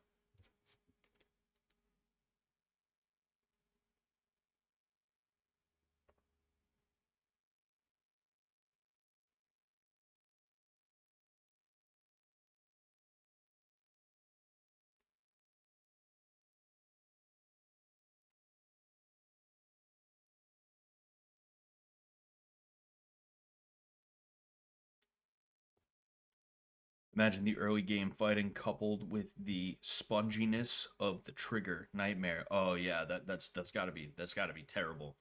That's honestly got to be fucking terrible now that you mention it. Yeah. It wasn't dumbed down at all, really. They mapped controls very well. Well, that's good in that case. You know, that's good in that case. But yeah, now that you mention it, having to use the trigger to initiate combat, especially melee combat, must have been hellish in the early part of the game. It must have been so bad. Space Dearth says Xbox version crashed a lot, but I think it was basically the same minus console commands. Ah, I see, I see. Yeah, I wasn't an Xbox kid. I was a PlayStation kid up until the 360 came out. In which case, you know, I got a 360 because I was elite gamer. I was elite. I was an epic elite gamer. Is what I was. Um, but yeah, man, good times. Good time. Good times. I do think I'm probably gonna head out though. All right. I just want to say thank you everybody for tuning in. You know, I try to avoid being doom and gloom, but I also am not gonna bullshit.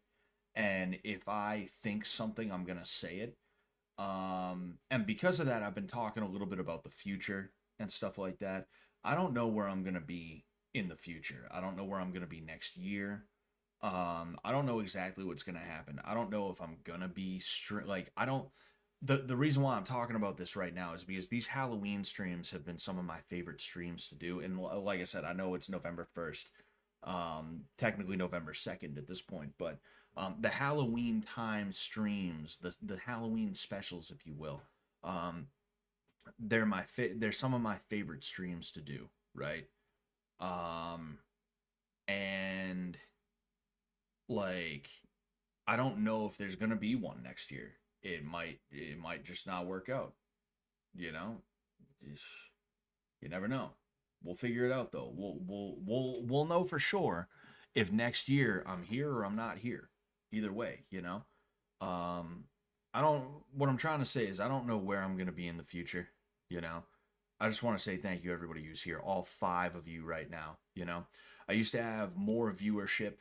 A lot of that viewership subsided because they were only interested in me for Fish Tank. If we're being honest here, they moved on to people who are more current in the Fish Tank world. I understand it is what it is. You people here though, you figured out about me through Fish Tank and you stayed, even though I'm not like one of the guys, you know, one of the Fish Tank guys on that level anymore, you know. And I just want to express that gratitude to you, you know.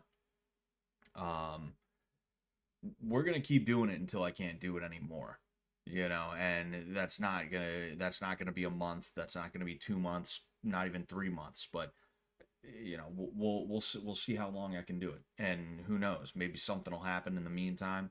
I don't have high hopes that I'm gonna like magically start getting tons of viewership and start making good money off of this. But I mean, you never know. You know, regardless of what happens, again, thank you. And I'm going to keep doing this until I can't do it anymore. And hopefully, there will be a Halloween stream next year. Hopefully. We'll see. We'll see. But thank you, everybody. All right. I appreciate you. I am going to head on out. Happy Halloween, even though it's November 2nd again. My stream 2 nights ago at this point, it shit the bed on me. I felt shitty about that. I wanted to finish up what I had planned, and I had planned on finishing Morrowind with you guys, making it a special little thing for the Halloween special, so I'm glad I got to do that. I will talk to you guys later. All right. Till next time. Peace out.